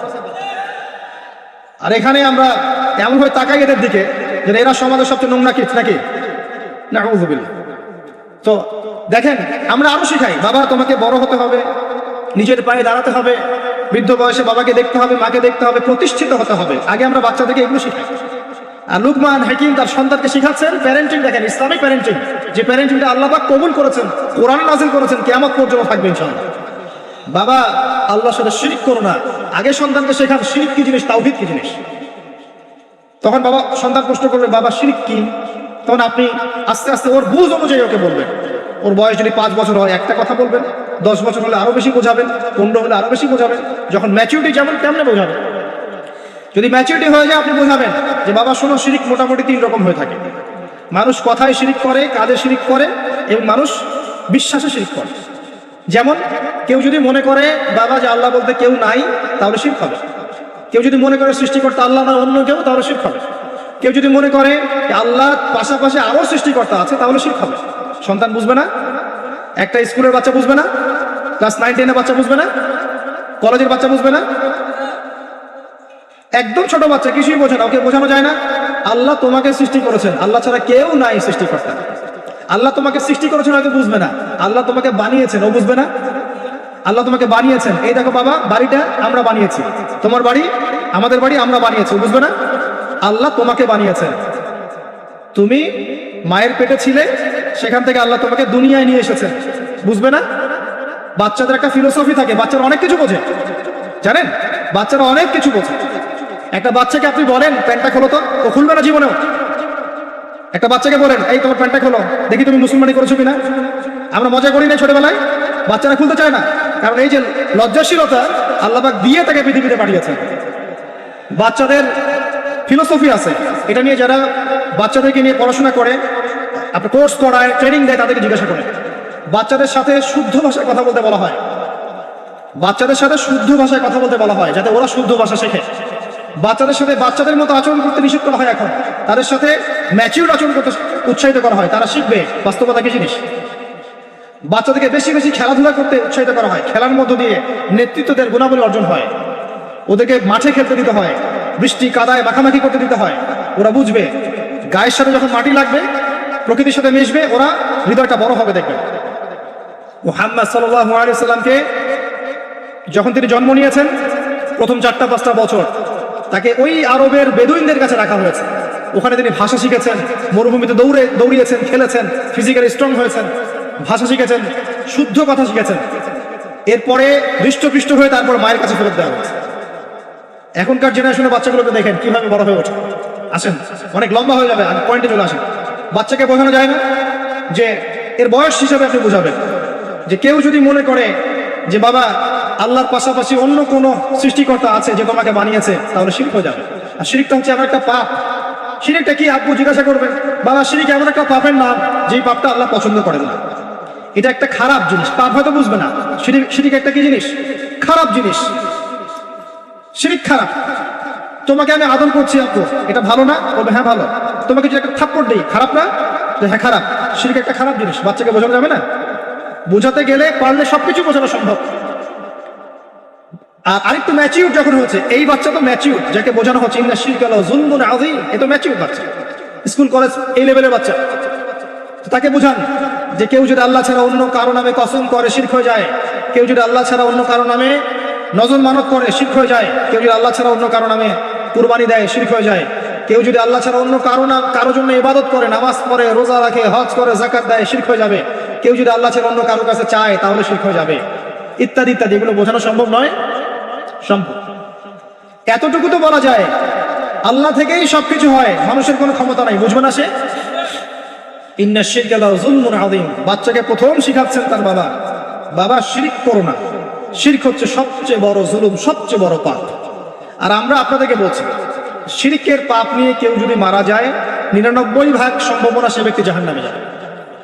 99% সম্ভাবনা কেউ যদি শিরকের পাপ নিয়ে মারা যায়, 99% সম্ভাবনা হচ্ছে সে ব্যক্তি জাহান্নামে যাবে। কারণ আল্লাহ পাক শিরকের গুনাহ ছাড়া যে কোনো গুনাহ মাফ করতে পারেন, শিরকের গুনাহ আল্লাহ পাক মাফ করেন না। শিরক ছাড়া যে কোনো গুনাহ আল্লাহ যাকে ইচ্ছা মাফ করতে পারেন। আমরা কি শিরক করব? তাওহীদ শিখবেন। একটা বইয়ের নাম বলে দেই, পড়ে নিয়ে তাওহীদ শিখতে পারবেন। বইটার নাম কিতাবুত তাওহীদ। কি নাম? কিতাবুত তাওহীদ। এখানে শিরকের সমস্ত ক্লাসিফিকেশন দেয়া আছে, কি করলে, কি চিন্তা করলে, কি বললে, কি আমল করলে শিরক হবে, সব লেখা আছে। তাকদীরকে অস্বীকার করলে শিরক হয়ে যায়। আল্লাহ পাকের হালালকে কেউ হারাম করলেও শিরক হয়, হারামকে হালাল করলেও শিরক হয়। এই যে এখন কিছু মানুষ বলছে মুহাম্মদ সাল্লাল্লাহু আলাইহি ওয়াসাল্লাম শেষ নবী নন, আরো নবী নাকি আসতে পারে। শিরক আর কুফর। কেউ বলছে যে ভাগ্য বলতে কিছু নাই, আমি নিজেই যা করবো তাই ভাগ্যে লেখা থাকবে, শিরক হয়ে যায়। এমনও বলছে মানুষ, এখন নতুন নতুন অনেক ফিতনা। এখন বলছে আমরা শুধু কোরআন মানি, হাদিস মানি না। আছে না? শিরক কেন কুফর। আসেন এরপরে তার সন্তানকে তিনি কি বলছেন? আল্লাহ পাক এই কথাগুলো সবার জন্য নসিহত করছেন।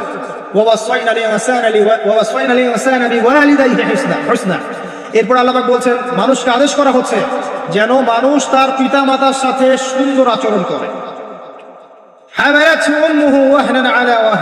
তার মা তাকে কষ্টের পর কষ্ট সহ্য করে গর্ভধারণ করেছে।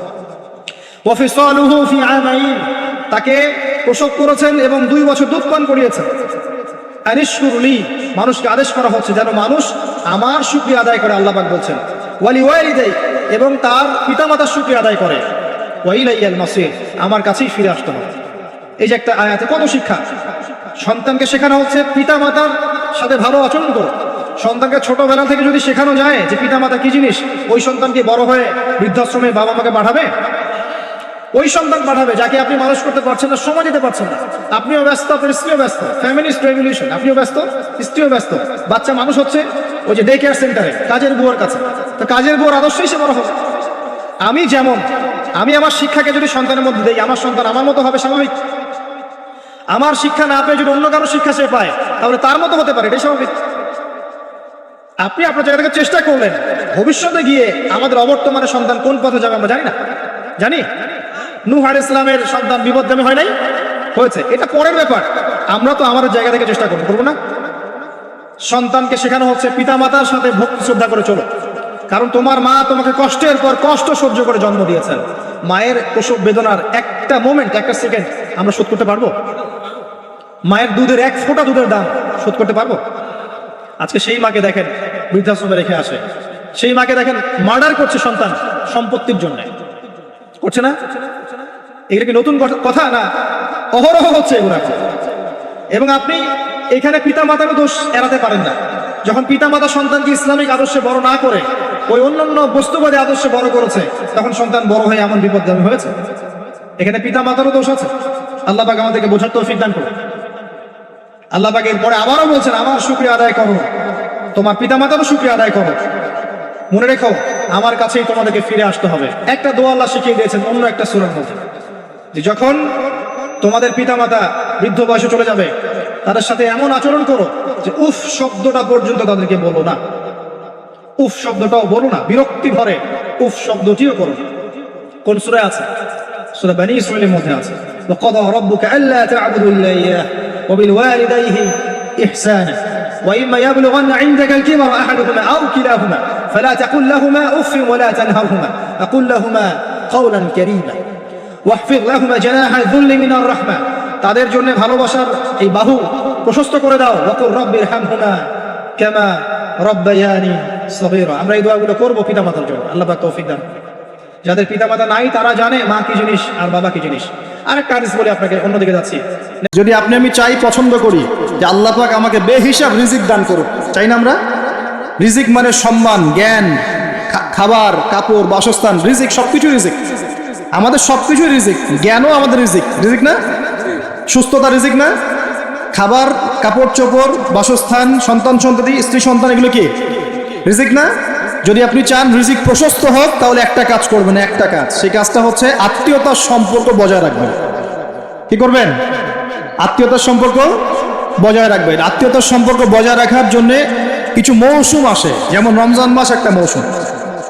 এই রমজান মাসে নিজে খাবেন, আত্মীয়দেরকে হাদিয়া দিবেন, তাদের বাসায় রমজানের বাজার পৌঁছে দিবেন, ঈদের হাদিয়া পৌঁছে দিবেন, আত্মীয়তার সম্পর্ক জোড়া লাগবে। কোন কোন ক্ষেত্রে মাহফিলে দান করার চাইতে নিকট আত্মীয় পরিবারের পিছনে খরচ করলে বেশি নেকি হয়। বিশ্বাস করলেন না? মনে করতে পারে এটা আল্লাহর রাস্তায় ব্যয়, এর চেয়ে কি বড় ব্যয় হতে পারে? হ্যাঁ, হতে পারে। সবচেয়ে উত্তম ব্যয় হচ্ছে আপনার পরিবারের পিছনে ব্যয়। হালাল টাকা থেকে, হালাল উপার্জন থেকে যে ব্যয়টা আপনি পরিবারের পিছনে করেন, এটা সর্বশ্রেষ্ঠ ব্যয়। আর আত্মীয়দেরকে দান খয়রাত করলে বা তাদেরকে হাদিয়া দিলে দুইটা বেনিফিট। একটা হলো দানের তো নেকি পাবেনই আপনি, আবার আত্মীয়তার সম্পর্ক রক্ষার নেকি পাবেন। যখন আল্লাহ পাক সমস্ত সৃষ্টি করলেন মহাবিশ্বের, আর বিশ্বাস করেন প্রত্যেকটা সৃষ্টির কিন্তু প্রাণ আছে, বিশ্বাস করেন না? আকাশেরও জীবন আছে, এই মাটিরও জীবন আছে, পাহাড়ের জীবন আছে, সমুদ্রের জীবন আছে, সবকিছুর জীবন আছে। ওই সায়েন্স আমাদেরকে যেটা শেখায় এটা জীব, এটা জড়, এই সংজ্ঞা ঠিক না, এই সংজ্ঞা ঠিক না। আল্লাহ পাক বলছেন যে শোনো, তোমার ব্যাপারে আমার ফয়সালা এবং ওয়াদা হচ্ছে যে তোমাকে টিকিয়ে রাখবে, আমি তার ব্যাপারে খুব রহম হব, দয়ালু হব। আর যে তোমাকে নষ্ট করে ফেলবে তার সাথে আমি সম্পর্ক নষ্ট করে ফেলবো। আত্মীয়তার সম্পর্ক খুব ইম্পর্টেন্ট। তো রিজিক যদি প্রশস্ত হতে চান তাহলে অবশ্যই আত্মীয়তার সম্পর্ক বজায় রাখবেন, ঠিক আছে? আল্লাহ তৌফিক দান করুন। আর শেষ জামানায় তো ভাই বাবা ছেলের সাথে দূরত্ব, মা ছেলের সাথে দূরত্ব, ভাই ভাইকে দেখতে পারে না। আমরা তো সালামও দিই এখন হিসেব করে, দল দেখে সালাম দেই, হ্যাঁ, মানুষ দেখে সালাম দেই। এবং আমার তরিকার কিনা, আমার দলের কিনা, আমার মাযহাবের কিনা, আমার সংগঠনের কিনা, এগুলো দেখে দেখে সালাম দেয়, তাই না? প্রিয় ভাইরা, এটাও কিয়ামতের লক্ষ্য। বিশ্বাস করলেন না? আখিরুজ্জামানে হাদিসের মধ্যে স্পষ্ট আসছে, কিয়ামতের আগে আগে সালাম মানুষ বেছে বেছে দেওয়া শুরু করবে। কি বলা নাই, সবই বলা আছে। কিয়ামতের আগে আগে মানুষ সালাম বেছে বেছে দেওয়া শুরু করবে, আর মসজিদগুলো হবে চাকচিক্যময়, হেদায়েত উঠে যাবে। মসজিদের মধ্যে শোরগোল বেড়ে যাবে, হট্টগোল বেড়ে যাবে। হচ্ছে না এগুলা? এমনও কঠিন হাদিস আছে যে মানুষ নামাজ পড়বে কিন্তু মুসল্লিদের মধ্যে একজন প্রকৃত মুমিন খুঁজে পাওয়া যাবে না। বলেন নাউজুবিল্লাহ। বহু মানুষ নামাজ পড়ছে, সুদ খাচ্ছে না? নামাজ পড়েও নামাজ থেকে বের হয়ে আবার মাদকাসক্ত হচ্ছে না? রোজা ইফতার খুলেই তো সিগারেটে হাত দিচ্ছে না? নামাজ পড়েও জেনা করছে না মানুষ? নামাজ পড়েও গার্লফ্রেন্ডের সাথে সম্পর্ক রাখছে না? নামাজ পড়েও এদিকে পর্নোগ্রাফি দেখছে না? নামাজ তো সমস্ত পাপ থেকে মানুষকে দূরে রাখার কথা। যখন নামাজ পড়েও আমরা কবিরা গুনাহ করছি, মানে নামাজ তো কবুল হচ্ছে না, হয়তো বা নামাজ সেরকম হচ্ছে না যেমনটা হওয়া উচিত ছিল। অতএব এই হাদিসটাও ঠিক আছে যে নামাজ পড়বে মানুষ, কিন্তু প্রকৃত মুমিন ব্যক্তি খুঁজে পাওয়া যাবে না, এটা ঠিক আছে হাদিস। এখন আসুন, একটা ব্যাখ্যা হতে পারে দাসী মনিবকে জন্ম দেওয়ার, যে পিতা মাতার সাথে দাস দাসীর মতো আচরণ করা হবে। আরেকটা ব্যাখ্যা কি হতে পারে? আরেকটা ব্যাখ্যা হচ্ছে সত্যি সত্যি দাসী মনিবকে জন্ম দিতে পারে। কিভাবে? এটা এই বিশ্ব না আসলে আমরা ব্যাখ্যা করতে পারতাম না। কিরকম করে জানেন? মনে করেন সিঙ্গাপুর একটা কান্ট্রি, কি কান্ট্রির নাম? সিঙ্গাপুর। ওখানে মেয়েরা খুব first lane of life lead করে। ওদের সন্তান নেয়ার সময় নাই, সন্তান জন্ম দেওয়ার ফুরসত নাই। সন্তান জন্ম দিব, বিয়ে শাদী করবো, একদম অনেক ঝামেলার কাজ, কেরিয়ার আছে সামনে, না কেরিয়ার, নিজের পায়ে দাঁড়াতে হবে, চাকরি বাকরি, অনেক কাজ। তখন তারা কি করে, দরিদ্র কান্ট্রি থেকে কিছু মেয়েদেরকে হায়ার করে। দরিদ্র কান্ট্রি ধরেন শ্রীলঙ্কা, ইন্দোনেশিয়া, হ্যাঁ, বা সাউথ এশিয়ান কিছু কিছু কান্ট্রি থাকতে পারে। দরিদ্র কান্ট্রি থেকে মেয়েদেরকে হায়ার করে নিয়ে ওই মেয়ের গর্ভাশয়, যেটা আমরা বলি গর্ভাশয়, এখানে ওই পুরুষের শুক্রাণুকে ইনজেক্ট করে প্রযুক্তির মাধ্যমে শুক্রাণু ডিম্বাণু মিলন ঘটায়। ঘটানোর পর এই মেয়ের ভিতরে বাচ্চা আস্তে আস্তে বয়স, খুব ভালো মন্দ খাওয়ানো হয় এই মেয়েটাকে। এই মেয়েটা যে গর্ভধারণ করছে একে খুব ভালো মন্দ খাওয়ানো হয়, ফ্রেশ খাবার, ফ্রেশ পানি। 9 মাস পর বাচ্চাকে যখন সে খালাস করে, তখন এই বাচ্চাকে তারা নিয়ে নেয়, বিনিময়ে এই মেয়েটাকে পারিশ্রমিক দেওয়া হয়, ডলার, $10,000, $20,000 দিয়ে ওকে খালাস, চলে গেল। এখন এই যে সন্তানটা জন্ম হলো, এই সন্তানটা হচ্ছে মনিবের, আর এই যে দাসী তার মনিবকে জন্ম দিয়ে চলে গেল। দেখলেন বাস্তবতা, এটা এসেছে, এটা বাস্তবে এসেছে। এরকম পশ্চিমের কিছু কিছু কান্ট্রিতে এই সিস্টেমে বাচ্চা নেওয়া হয়। শুনলে অবাক হয়ে যাবেন, আমাদের মাথায় তো নাই এগুলো, অবাক তো হবেনি, যেটা আমাদের কাছে অস্বাভাবিক, অবাক হবেন না? এভাবে দাসী মনিবকে জন্ম দিচ্ছে এই যুগে। আরেকটা ব্যাখ্যা, এটা আমার কাছে সবচেয়ে প্রিয় ব্যাখ্যা আর কি, সেটা হলো দাসী মনিবকে জন্ম দেওয়ার ব্যাখ্যা এক্সটার্নাল ওলামায়ে কেরাম করেছেন যে সে জামানায় গিয়ে সমাজে ন্যায় অন্যায়, সত্য মিথ্যা, হালাল হারাম, এই যে মানদণ্ডটা আছে এটা উল্টে যাবে আর কি। বুঝতে পারছেন না মনে হয়? ন্যায় হবে অন্যায়, অন্যায় হবে ন্যায়, হালাল হয়ে যাবে হারাম, হারাম হয়ে যাবে হালাল, সত্য হয়ে যাবে মিথ্যা, মিথ্যা হবে সত্য। এগুলো হচ্ছে কি না? সবচেয়ে মিথ্যাবাদী ব্যক্তিকে সমাজে মানুষ বলছে সত্যবাদী ব্যক্তি। সবচেয়ে যে করাপ্টেড মানুষ তাকে বলা হচ্ছে আমানতদার ব্যক্তি। যার চরিত্র সবচেয়ে খারাপ বলা হচ্ছে একদম পবিত্র চরিত্র। হ্যাঁ, একজন মদখোর মানুষ তাকে বলা হচ্ছে খুব সম্মানী মানুষ। হ্যাঁ, একজন বেনামাজি মানুষ, কোনোদিন মসজিদের ধার কাছেও আসে না, তাকে বলা হচ্ছে খুব উন্নত চরিত্রের মানুষ, খুব ভালো মানুষ। আর যারা সত্যিকারের সৎ, মুত্তাকি, পরহেজগার, তাদেরকে পদে পদে বাধা পেতে হচ্ছে এখন, হচ্ছে না? মানুষ হালালকে হারাম করে নিচ্ছে। যেমন মদকে মানুষ আগে হারাম মনে করতো, আস্তে আস্তে এখন মাশাআল্লাহ, আস্তাগফিরুল্লাহ, এটা হালাল করে নেওয়া হচ্ছে। হালাল করে নেওয়া হচ্ছে না? মাঝে মাঝে পত্রিকা কিছু রিপোর্ট দেখি, রিপোর্টগুলো দেখলে আসলে কষ্ট হয়। একটা মদের ব্র্যান্ডের নাম দিয়ে বলছে যে এই বছর তারা মদ বিক্রি করে 4,500 কোটি টাকা আর্ন করেছে। কি খুশি, কি খুশির কথা! এবং এতে করে বড় অঙ্কের রাজস্ব আমরা পেয়েছি। বাপ রে বাপ, কি একটা প্রোগ্রেস! এই হারামের টাকা না ঢুকলে মনে হয় রাষ্ট্র নষ্টই হয়ে যেত, ভাবটা এমন। হ্যাঁ, এবছর সুদের মধ্য দিয়ে প্রোগ্রেস হয়েছে আমাদের এত কোটি টাকা, শাবাশ! এই তো মুসলমান নাকি? তো এখন যেগুলো হালাল ছিল সেগুলোকে মানুষ আস্তে আস্তে হারাম করছে, আর হারামগুলোকে আবার হালাল করে নিচ্ছে কি না? দেখেন তো কত পার্সেন্ট মানুষ পরিপূর্ণ সুদমুক্ত জীবনযাপন করতে পারে। এই যে সুদ থেকে দূরে থাকার পরেও মাঝে মাঝে মেসেজ আসে, দেখবেন যে আপনার এই ব্যালেন্সে 92 পয়েন্ট এত টাকা ইন্টারেস্ট দেওয়া হয়েছে। আসে না? আসে না? খাবেন না, জোর করে খাও। নবী সাল্লাল্লাহু আলাইহি ওয়াসাল্লাম এটাই বলছেন শেষ জামানা সম্পর্কে। ওই জামানায় সুদের ব্যাপক প্রচলন ঘটবে এবং যে ব্যক্তি এখান থেকে দূরে থাকতে চাইবে তার গায়েও সুদের ছিটা ফোটা গিয়ে লাগবে। এটা লাগছে কিনা? এখন লাগছে। এটা কেমন পাপ? আল্লাহ নবী বলছেন এটা মায়ের সাথে জেনা করার মতো পাপ। এটা কেমন পাপ? আল্লাহ বলছেন আল্লাহ এবং তার রাসূলের সাথে যুদ্ধ করার মতো পাপ। নবীজি বুখারীর হাদিসে বলছেন 1 দিরহাম সুদ খেলে 36 বার জেনা করার গুনাহ হয়। এটা এমন পাপ। এর ফলশ্রুতিতে সমাজের এক শ্রেণীর মানুষ ধনী হয়, আর এক শ্রেণীর মানুষ আস্তে আস্তে গরিব হয়। সমাজটাকে বড় করে দেখলে দেখবেন বিশ্বে এক শ্রেণীর মানুষ ধনী হয়েছে, এক শ্রেণীর মানুষ গরিব হয়েছে। এটা সুদের ফলাফল। আস্তে আস্তে এর ধ্বংস অনিবার্য, কোনো উপায় নাই। এবং যারা দরিদ্র, ব্যক্তিগতভাবে দরিদ্র, সোশ্যালি দরিদ্র বা রাষ্ট্রগতভাবে দরিদ্র, এদের অবস্থা খারাপ। সুদের বেড়া জালে ফেলে এদের রক্ত চুষে সম্পদ নিয়ে নেবে, এটাই ওদের প্ল্যান, মাস্টার প্ল্যান। এবং যখন সুদের মধ্যে একটা জাতি পড়ে যায়, এর পুরো ব্লেম সবার উপরে চলে আসে, সবাই সুদের আন্ডারে চলে আসে। সবার শ্রম থেকে এবং রক্ত মাংস ঘাম থেকে এই টাকা পরিশোধ করতে হবে। আপনারা হয়তো ইকোনমিক্স কতটুকু বোঝেন আমি জানি না, আর এগুলো ওয়াজ মাহফিলে বলার মতোও বিষয় নয়। ওয়ার্ল্ডে যারা ইকোনমিক বিষয়গুলো ডিল করে এরা সুদ ছাড়া কোনো লোন আপনাকে দিবে না, বিনা সুদে কোনো লোন আপনাকে দিবে। এখন এই সুদটার লোনটা আপনাকে শোধ করতে হবে না? সুদের লোন শোধ করতে হলে আপনাকে জনগণের শ্রম থেকেই সুদটা শোধ করতে হবে, অথবা আপনাকে আপনার নিজের রাষ্ট্রের প্রবৃদ্ধি বাড়িয়ে ওই টাকাটা শোধ করতে হবে। যেভাবেই হোক শোধ করতে হবে, তখন সবার উপরে সেই ব্লেমটা চলে আসবে। আসবে কি না? এখান থেকে বের হওয়াও খুব কঠিন। এখন বের হওয়া খুব কঠিন। আল্লাহ পাক আমাদের জন্য সহজ করুন, দোয়া করে। কঠিন তবে অসম্ভব নয়, কঠিন তবে অসম্ভব নয়। দান সৎকা বাড়াতে হবে, জাকাতগুলো প্রদান করার সিস্টেম তৈরি করতে হবে। ওসর দিবেন, গবাদি পশু জাকাত দিবেন, এবং অপচয় কমাবেন, দুর্নীতি কমাবেন। টাকার 2 নাম্বারই কমিয়ে দিলে এবং আমানতের খেয়ানত কমিয়ে দিলেই ইনশাআল্লাহ একটা জাতির জন্য আল্লাহ পাক আসমান এবং জমিনের বরকতের দরজা খুলে দেবেন ইনশাআল্লাহ। আল্লাহ ওয়াদা করেছেন। এটা এইভাবে সলভ হওয়া সম্ভব। পরে বলবো কিছু কথা ইনশাআল্লাহ।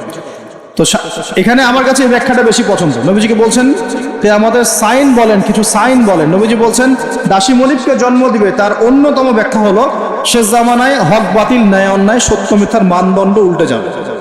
এটা হয়েছে কি না? আরেকটা সাইন তিনি বলেছেন, এটা ভালো করে শুনুন। নবীজি বলছেন সাল্লাল্লাহু আলাইহি ওয়াসাল্লাম যে কিয়ামতের আগে আগে وأن ترى الحفاة العراة العالة رياء الشاء يتطاولون في البنيان। নবীজি বলছেন কিয়ামতের অন্যতম নিদর্শন হবে সমাজের সবচেয়ে নিকৃষ্ট শ্রেণীর মানুষ। নিকৃষ্ট বলতে দরিদ্র, একদম দরিদ্র, যার পায়ে স্যান্ডেল পরার টাকা ছিল না, গায়ে জামা কেনার টাকা ছিল না। হুফাতাল উরাতাল আলাতা রিয়া আশ-শাই, রাখাল, রিয়া আশ-শাই মানে রাখাল, একদম রাখাল শ্রেণীর মানুষ। এরা কি করবে? ইয়াতাতাওয়ালুনা ফিল বুনিয়ান, এরা উঁচু উঁচু বিল্ডিং নির্মাণ করবে না, বরং উঁচু উঁচু বিল্ডিং নির্মাণের প্রতিযোগিতা করবে। কি করবে? এখানে নির্মাণ করা, ইয়াতাতাওয়ালুনা মানে কিন্তু বানানো না, মানে কি করা? কম্পিটিশন করা, প্রতিযোগিতা। আপনার 10 তলা, আমার 11, আপনার 12, আমার 13, আপনার 15, আমার 20। এই যে ইয়াতাতাওয়ালুনা ফিল বুনিয়ান, এই যুগটা চলছে না এখন? এই যুগটা কি 200-300 বছর আগে ছিল? তাহলে বুঝতে পারছি না সময় কাছাকাছি। এটা বোঝার জন্য কি পিএইচডি করার দরকার আছে? চোখ কান খুললেই তো দেখা যায়। ইয়াতাতাওয়ালুনা ফিল বুনিয়ান, কারা করবে? ধনীরা না, ধনীরা প্রতিযোগিতা করবে না, বলা হচ্ছে একদম দরিদ্র মানুষরা প্রতিযোগিতা করবে। এখন উত্তর দেন তো দেখি, কিভাবে গরিব মানুষ এরকম বিল্ডিং নির্মাণের প্রতিযোগিতা করতে পারে? হ্যাঁ, সুদ খাইলে। আরেকটা হচ্ছে অন্যের সম্পদ আত্মসাৎ করতে পারলে। এই দুইটা অপশন, হয় সুদ খাবে অথবা অন্যের সম্পদ গ্রাস করবে। মানে 1 নাম্বার পদ্ধতিতে করা সম্ভব না, 2 নাম্বারই করতে হবে। ঠিক আছে? আরেকটা অপশন হচ্ছে যদি গুপ্তধন পান, যদি মাটি থেকে গুপ্তধন বের হয়। হ্যাঁ, গুপ্তধনও বের হয় তো, আল্লাহ পাক তো ধন দিয়েছেন মুসলিমদেরকে, তাই নাই? ওই যে মধ্যপ্রাচ্যের কান্ট্রিগুলো দেখবেন, আজকে থেকে 60-70 বছর আগে তাদের অবস্থা দেখবেন, তারা বেদুইনের মতো জীবনযাপন করতো। তারপরে 60-70 বছর হলো যে পেট্রোলিয়াম বের হয়েছে, ব্ল্যাক গোল্ড, যেটাকে আমরা বলি ব্ল্যাক অয়েল, ব্ল্যাক গোল্ড। মানে এই পৃথিবীতে সোনা দিয়ে এখন এক্সচেঞ্জ করা যায় না, এই পৃথিবীতে পেট্রোলিয়াম দিয়ে এক্সচেঞ্জ করা হয় ডলারের সাথে। এটাকে বলা হয় petro dollar monetary system, petrol এবং ডলার। তো এই পেট্রোলিয়ামটা হচ্ছে এখনকার গোল্ডের মতো দামি জিনিস। এটা যখন থেকে তারা পেয়েছে, তারপর থেকে দেখেন বিল্ডিং কারো 50, কারো 60, কারো 100, কারো চলছে, হচ্ছে না? অথচ আজকে থেকে 50 বছর আগেও অবস্থা এমন ছিল না। ইয়াতাতাওয়ালুনা ফিল বুনিয়ান। আর কি বাকি আছে কিয়ামতের আলামত বলেন? আর কি বলবো? এই দুটোর মধ্যেই সব পড়ে যাবে। এবার এই ব্যক্তি উঠলেন। কোন ব্যক্তি? ওই যে জিবরাইল আলাইহিস সালাম এবার উঠে চলে যাচ্ছেন, আর সবাই চুপচাপ বসে আছেন। মানে অনেক সময় হয় না, খুব চুপ করে সব বসে থাকে, সাইলেন্স, পিন ড্রপ সাইলেন্স। এবার নবী সাল্লাল্লাহু আলাইহি ওয়াসাল্লাম নিজে বলছেন, ইয়া ওমর, হে ওমর, আতাদরি মানিস সাইল, তুমি কি জানো এই ব্যক্তি কে যে প্রশ্ন করলো, কে চলে গেল প্রশ্ন করে? তখন নবীজিকে ওমর রাদিয়াল্লাহু আনহু বলছেন, আল্লাহু ওয়া রাসূলুহু আ'লাম, আল্লাহ এবং তার রাসূলই ভালো জানেন এই ব্যক্তিকে। নবীজি বলছেন, ইন্নাহু জিবরিল, এই ব্যক্তি হচ্ছে জিবরাইল আলাইহিস সালাম। সুবহানাল্লাহ। আতাকুম ইউআল্লিমুকুম দীনাকুম, তিনি এসেছিলেন তোমাদেরকে তোমাদের দিন ইসলাম শেখাতে। তিনি এসেছিলেন তোমাদেরকে তোমাদের দিন শেখাতে। কেন আসছেন তাহলে? দিন শেখাতে। তাহলে দিনের প্রশ্ন কয়টা বের হলো? ইসলাম কাকে বলে, ঈমান কাকে বলে, ইহসান কাকে বলে, কিয়ামত কবে হবে। তাহলে দিনের পড়াশোনার মধ্যে কিয়ামতের আলামতগুলো পড়তে হবে না? এটা 25% হলো না? নবীজি বলে দিলেন আমি তো জানি না কবে কিয়ামত হবে, আবার প্রশ্ন করলেন তাহলে আলামত বলেন। কেন? কারণ সচেতনতা। এখান থেকে আমাদের টপিক কোনটা? এই যে মুমিন পেয়েছেন, মুমিনের সংজ্ঞা কয়টা পিলারে বিশ্বাস করতে হবে? পিলারগুলো বলেন। আল্লাহে বিশ্বাস 1, 2 নম্বর ফেরেশতা মণ্ডলীতে বিশ্বাস, 3 নম্বর আসমানি কিতাব সমূহে বিশ্বাস, 4 নম্বর নবী রসুলগণে বিশ্বাস, 5 পরকালের জীবনে বিশ্বাস, আর 6 তাকদীর ভাগ্যের ভালো মন্দে বিশ্বাস। এই 6টা কি গায়েব কি না? এখন একটু বোঝেন বর্তমান বিশ্বের সাথে আমাদের সংঘর্ষ কোথায়, একটু বোঝেন। এবার আমরা ইমানদার হতে হলে এই 6টা বিষয় বিশ্বাস করতেই হবে, না হলে কেউ মুমিন হতে পারবে না। আর এই 6টা বিষয় কি চোখে দেখা যায়, স্পর্শ করা যায়, পরীক্ষাগারে পরীক্ষা করা যায়, কোনো যুক্তি বিজ্ঞান দর্শন দিয়ে কোনো সিদ্ধান্তে আসা যায়? যায় না। আমরা এগুলো বিশ্বাস করি আল্লাহর ওহীর জ্ঞানের আলোকে। কিসের আলোকে? আল্লাহ পাক বলেছেন, রাসূল বলেছেন, ব্যাস বিশ্বাস করি। এখানে আমরা কোনো যুক্তি বিজ্ঞান দর্শনের ধার ধারি না, হারিয়ে। আচ্ছা, কিন্তু এখনকার পশ্চিমা শিক্ষা ব্যবস্থা, যার ছোঁয়া এখন পুরো বিশ্বেই লেগে গেছে, প্রায় অলমোস্ট এভরি কান্ট্রিতে, তাদের জ্ঞানতাত্ত্বিক একটা সংজ্ঞা আছে, দর্শন আছে। কি সেটা? তারা পরীক্ষা নিরীক্ষা যুক্তি বিজ্ঞান দর্শন এর বাইরে কোনো কিছুকেই তারা সিদ্ধান্ত হিসেবে গ্রহণ করবে না, জ্ঞান হিসেবে গ্রহণ করবে না। তারা পানিকে বিশ্বাস করে, পরীক্ষা করে দেখবে যে হাইড্রোজেন অক্সিজেন মিলে পানি হয়, এটা বিশ্বাস করবে। ঠিক আছে? তারা কঠিন তরল বায়বীয় পদার্থে বিশ্বাস করে, তারা চাঁদে বিশ্বাস করে, তারা মঙ্গল গ্রহে বিশ্বাস করে, ইত্যাদি ইত্যাদি। কিন্তু তারা এই চাঁদ, মঙ্গল গ্রহ, মহাবিশ্বের স্রষ্টাকে বিশ্বাস করে না, কারণ তাকে দেখা যায় না। আমি কি বোঝাতে পারছি পার্থক্য কোন জায়গায়? তারা এটা বিশ্বাস করে যে হ্যাঁ, বিগ ব্যাং, মহাধুম করে একটা বিস্ফোরণ হলো আর মহাবিশ্ব সৃষ্টি হয়ে গেল, এটা ওরা বিশ্বাস করে। এই বিস্ফোরণ যে আল্লাহ পাক ঘটিয়েছেন, এটাতে বিশ্বাস করবে। বুঝতে পারছেন না মনে হয়? তারা বিশ্বাস করে যে হ্যাঁ, এই যে পানি খাচ্ছি, পানি একটা জিনিস, তরল পদার্থ খাচ্ছি, কিন্তু এই পানি যে কেউ সৃষ্টি করেছেন, এটাতে তারা বিশ্বাস করবে। তারা মনে করে হাইড্রোজেন অক্সিজেন মিলে পানি হয়, কে সৃষ্টি করলো সেটা তিনি বিশ্বাস করবে না। এটাকে আমরা ফিলোসফি ভাষায় বলি এপিস্টিমোলজি। কি বলি? খুব কঠিন শব্দ। এপিস্টিমোলজি মানে হলো জ্ঞান তত্ত্ব। কি তত্ত্ব? ওদের জ্ঞান তত্ত্ব হচ্ছে যে পরীক্ষা নিরীক্ষা পর্যবেক্ষণ ছাড়া কোনো জ্ঞান নেওয়া যাবে না। কিন্তু আমরা দেখি আল্লাহকে আমরা পরীক্ষাগারে পরীক্ষা করতে পারবো, ফেরেশতাকে পারবো, জিন জাতি, আমাদের আত্মা, রূহ, কবরের আযাব, জান্নাত জাহান্নাম। হ্যাঁ, ওই যে কবরের ফেরেশতা আসবে, প্রশ্নোত্তর। হ্যাঁ, ওই যে কিয়ামতের মাঠে সূর্য নেমে আসবে, ঘামবে মানুষ। হ্যাঁ, তারপরে যে আগের নবী রসুলগণ, আগের আসমানি কিতাব, তাকদীর ভাগ্য, আগামীকাল কি হবে, এগুলোকে পরীক্ষাগারে প্রমাণ করতে পারবেন।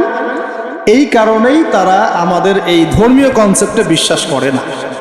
আমি কি বুঝতে পারছি কেন বিশ্বাস করে না? ওদের সাথে আমাদের জ্ঞানতাত্ত্বিক আদর্শের দর্শনে পার্থক্য আছে। এখন এই কারণেই তারা যেহেতু স্রষ্টায় বিশ্বাস করে না, এখন মানুষের সৃষ্টি তত্ত্ব দিতে হবে, একটা দিতে হবে না? কেমন করে মানুষ সৃষ্টি হলো, কোত্থেকে আসলো, কেমন ছিল আমাদের আদিম পুরুষরা, দিতে হবে কিনা? এই কারণে বিভিন্ন মতবাদ তারা দিয়েছে, এই অ্যামিবা থেকে, ওই কোষ থেকে, অমুক থেকে, তমুক থেকে। এর মধ্যে একটা দিয়েছে ওই যে বিবর্তন থেকে, দেখেন নাই? আচ্ছা, এগুলো এমনি এমনি না, কারণ ওদের দর্শনটা চাপিয়ে দেওয়ার জোরপূর্বক চেষ্টা করা হচ্ছে, আর কিছু না। এখানে যে বিশ্বাস করে যে আমাদের একজন স্রষ্টা আছেন আল্লাহ রাব্বুল আলামিন, এবং তিনি প্রথম সৃষ্টি করেছেন আদম আলাইহিস সালামকে, তাকে নাম জ্ঞান শিক্ষা দিয়েছেন, তার পাজর থেকে হাওয়া আলাইহিস সালামকে সৃষ্টি করেছেন, জান্নাতে রেখেছেন, পরীক্ষা নিয়েছেন, শয়তান প্রলুব্ধ করেছে, তাই না? তারপর আমরা দুনিয়াতে চলে এসেছি, আমরা এসেছি জান্নাত থেকে পৃথিবীতে, এবং আমাদের পিতা, আদি পিতা আদম আলাইহিস সালাম। এই কনসেপ্ট যে বিশ্বাস করে, তার কি বিবর্তনের প্রয়োজন আছে? আর যেহেতু ওরা এই কনসেপ্টে বিশ্বাস করে না, এই কারণে একটা সৃষ্টি তত্ত্ব দেওয়ার খাতিরে এইসব মতবাদ দিয়ে দিয়েছে। মতবাদ দেয়, দেখ, মত প্রকাশ করে করুক, সেটা বুঝলাম, স্বাধীনতা আছে, কিন্তু জোর করে চাপিয়ে দিতে হবে কেন? যারা অমুসলিম সমাজ বা যারা নাস্তিক, যারা পশ্চিমা সভ্যতার সংস্কৃতির ধারক বাহক, তারা এগুলো বিশ্বাস করে করুক। একজন মুসলিম তো করে না, করে? মুসলিম সমাজের মানুষ কি করে? তাহলে মুসলিম সমাজের মানুষকে এগুলো পড়াতে হবে কেন? এই জায়গাটাই তো সমস্যা। আমরা কি চাপিয়ে দিচ্ছি কোনো কিছু? যে আপনারা ঘাট ধরে ইসলাম কবুল করো, এরকম কথা কেউ বলে? আমরা কি করি? আমরা কোরআন সুন্নাহ থেকে সত্যটা স্পষ্ট করি। যার ইচ্ছা হয় সে ইসলাম কবুল করবে, যার ইচ্ছা হয় সে করবে না। লাকুম দীনুকুম ওয়ালিয়া দিন, তোমার দিন তোমার জন্য, আমাদের দিন আমার জন্য। তোমরা যদি কোরআন সুন্নাহ মেনে নাও, আত্মসমর্পণ করো, ইনশাআল্লাহ তোমরা জান্নাতে যাবে, ইনশাআল্লাহ তোমরা আমাদের ভাই হয়ে যাবে। যদি না করো, তোমাদের কবর তোমাদের, তোমাদের তোমাদের পরকাল তোমাদের, এগুলোর সাথে আমাদের কোনো সম্পর্ক আছে? তো জোর করে মুসলিমরা কখনো চাপিয়ে দেয় না, কিন্তু মুসলিমদের উপরে এখন জোর করে এগুলো চাপিয়ে দেওয়া হচ্ছে। এগুলো তো বিশ্বাস করলে কিন্তু ঈমান থাকবে না, থাকবে? কেউ যদি বিশ্বাস করে আল্লাহ মানুষ থেকে মানুষ সৃষ্টি করেন নাই, অন্য কোনো প্রাণী থেকে করেছেন, তাহলে ঈমান থাকবে? কোরআনে শত শত আয়াত আছে, ওয়াল্লামা আদামাল আসমাআ কুল্লাহা, আমি আদমকে সমস্ত নাম শিক্ষা দিয়েছি। ওয়াইয ক্বালা রাব্বুকা লিল মালায়েকা ইন্নী জাঈলুন ফিল আরদি খলিফা, আমি স্মরণ করো হে নবী সে সময়ের কথা, আমি ফেরেশতাদেরকে বললাম যে আমি পৃথিবীতে আমার খলিফা পাঠাবো। আমরা হচ্ছে এই দুনিয়া আল্লাহর খলিফা, সুবহানাল্লাহ। আমরা হচ্ছে এই দুনিয়াতে কার খলিফা? আল্লাহর খলিফা। আমরা এই দুনিয়ার অধিবাসী নই, আমরা জান্নাত থেকে এখানে এসেছি। আমরা জান্নাতে ছিলাম, কেন চলে আসলাম? শয়তান ওই যে আমাদেরকে প্রলুব্ধ করেছিল। সূরা তাহা পড়বেন, আল্লাহ পাক ওখানে বলেছেন, শয়তান গিয়ে আদম আলাইহিস সালামকে বলছিল, ইয়া আদম, হে আদম, হাল আদুল্লুকা, আমি কি তোমাকে বলে দিব, জানাবো কি, আলা শাজারাতিল খুলদি ওয়া মুলকিন লা ইয়াবলা, এমন গাছের কথা বলবো যার কাছে গেলে বা যার ফল খেলে তুমি রাজত্ব পাবে, চিরস্থায়ী রাজত্ব পাবে এবং কোনোদিন মরবে না। এই দুটো টোপ দিয়েছে, রাজত্ব পাবে, অমরত্ব পাবে। এক পর্যায়ে ওয়াসওয়াসা দিতে দিতে দিতে দিতে একদিন আমাদের পিতা সেখানে চলে গেলেন। ফাকালা মিনহা, সেখান থেকে তারা দুজন খেয়ে ফেললো। কোথা থেকে খেলো? ওই গাছের কাছ থেকে তারা খেয়ে ফেললো। ফাবাদাত লাহুমা সাওআতুহুমা, এবং তাদের গায়ের যে জামা ছিল জান্নাতের পোশাক, এটা ধাপাস করে খুলে পড়ে গেল। নাউযুবিল্লাহ। জান্নাতে সবার সামনে আমাদের পিতামাতাকে কে নগ্ন করে দিল? শয়তান। তাহলে এখন দুনিয়ায় যারা আমাদেরকে নগ্ন করতে চায় এরা কার অনুসারী বলেন? বুঝতে পারছেন না? একই মিশন না? একই মিশন। আচ্ছা, এরপর আল্লাহ পাক বললেন তোমরা আর এখানে থাকতে পারবে না। আলাম আকুল লাকুমা ইন্না শাইতানা লাকুমা আদুউম মুবিন, আমি কি তোমাদের দুজনকে বলি নাই, আদম হাওয়া, যে শয়তান হচ্ছে তোমাদের প্রকাশ্য শত্রু? তখন তারা বললেন রব্বানা যালামনা আনফুসানা, বলেন রব্বানা যালামনা আনফুসানা ওয়া ইল্লাম তাগফির লানা ওয়া তারহামনা লানাকুনান্না মিনাল খাসিরিন। এই দোয়া করলেন, আল্লাহ মাফ করে দিলেন, আলহামদুলিল্লাহ। কিন্তু দুনিয়া আর জান্নাতে থাকা হলো না। কুল নাহবিতু মিনহা জামিআ, আল্লাহ বলছেন আমি বললাম তোমরা সবাই নেমে যাও। কোথায় নেমে যাও? পৃথিবীতে নেমে যাও। তার মানে পৃথিবী আগে ছিল না পরে সৃষ্টি করা হয়েছে? পৃথিবী আগেই ছিল। পৃথিবী কি আগে থেকেই ছিল। কুল নাহবিতু মিনহা জামিআ ফাইম্মা ইয়াতিয়ান্নাকুম মিন্নি হুদান, তোমরা নেমে যাও পৃথিবীতে একসাথে, আর তোমাদের কাছে আমার পক্ষ থেকে প্রত্যেক যুগে যুগে হেদায়েত আসবে। কি আসবে? এই যে তাওরাত হেদায়েত ছিল না, তাওরাত, জাবুর, ইনজিল সব হেদায়েত ছিল, ঠিক ওই সিলসিলাতেই এসেছে কি? আল কোরআন। ফামান তাবিআ হুদায়া, যারা আমার হেদায়েত মেনে নিবে, ফালা খাউফুন আলাইহিম ওয়ালা হুম ইয়াহজানুন, তাদের কোনো ভয় নাই, কোনো দুশ্চিন্তা নাই। যে জান্নাত থেকে এসেছো ওখানে ফিরে যাবে ইনশাআল্লাহ। আমরা এসেছি পৃথিবীতে জান্নাত থেকে, এখানে পরীক্ষা দিচ্ছি, উদ্দেশ্য আবার সেই জান্নাতেই ফিরে যাওয়া। আমরা এখানে থাকতে আসি নাই তো, থাকতে আসছি। আমরা এখানে আসছি জান্নাত থেকে, ফিরে যাব কোথায়? ইনশাআল্লাহ জান্নাতে, ইনশাআল্লাহ জান্নাত। আর জান্নাতীদের 120 কাতার হবে। কত কাতার? 120 কাতার। তার মধ্যে 80 কাতার হবে উম্মতে মুহাম্মাদি, বলেন সুবহানাল্লাহ। আর এই উম্মতে মুহাম্মাদির মধ্যে আরো 70,000 স্পেশাল মানুষ আছে। কত হাজার? যারা বিনা হিসেবে, বিনা আযাবে ডাইরেক্ট জান্নাতে যাবে ইনশাআল্লাহ। তবে অন্য একটা হাদিসে আসছে যে প্রত্যেক হাজারের সাথে আরো 70,000। তবে শর্ত কঠিন। কিরকম শর্ত? সাহাবীরা বসে ডিসকাস করছেন কে হতে পারে তারা। কেউ বলছেন তারা হয়তো প্রথম দিকের মুসলিমরা হবেন, কেউ বলছেন তারা হয়তো মুজাহিদরা হবেন, কেউ বলছেন তারা বদর যুদ্ধের সাহাবীরা হবে ইত্যাদি। তখন নবী সাল্লাল্লাহু আলাইহি ওয়াসাল্লাম আবার চলে আসলেন, ব্যাক করলেন। ব্যাক করে বলছেন তোমরা কি এই বিষয়ে কি বিষয়ে কথা বলছিলে? তখন সাহাবীরা বললেন আমরা তো ডিসকাস করছিলাম যে কারা হতে পারে সেই 70,000। নবীজি বললেন শোনো, ওই 70,000 মানুষ, এক নাম্বার, ওই 70,000 মানুষ পাখি উড়িয়ে ভাগ্য গণনা করে না। প্রথম কাজটা কি? মানে তারা ইসলাম এত কঠিনভাবে পালন করে যে পাখি উড়িয়ে ভাগ্য গণনা বা হাত দেখা, রাশিফল, এরকম শিরিকের ধার কাছেও নাই। শিরিকের ধার কাছেও নাই। দুই নাম্বার, তারা আগুনের শেখা বা উল্কি দিয়ে, এই ট্যাটু আছে না, ট্যাটু উল্কি আঁকে আগুন দিয়ে, এই ধরনের ট্যাটু উল্কি তারা আঁকে না শরীরের মধ্যে। এইসব কুলক্ষণে সুলক্ষণে তারা বিশ্বাস করে না। তিন নাম্বার, তারা অবৈধ ঝাড়ফুঁক করে না। অবৈধ ঝাড়ফুঁক করে না, বৈধ ঝাড়ফুঁক করা যাবে। সূরা ফাতিহা পড়ে ঝাড়ফুঁক করা যাবে, সূরা ফালাক নাস ইখলাস পড়ে পড়া যাবে, আয়াতুল কুরসি পড়ে পড়া যাবে, কোরআন হাদিস দিয়ে ঝাড়ফুঁক করা যাবে। কিন্তু অবৈধ কিছু ঝাড়ফুঁক আছে না, তান্ত্রিক কবিরাজদের কাছে মানুষ করে, এগুলো করা যাবে না। আর 4 নাম্বার হচ্ছে তারা সর্বাবস্থায় এক আল্লাহর উপরে তাওয়াক্কুল করে, ভরসা করে। আল্লাহর প্রতি তাওয়াক্কুল করে এরা হচ্ছে সেই 70,000 মানুষের মতো থাকবে ইনশাআল্লাহ।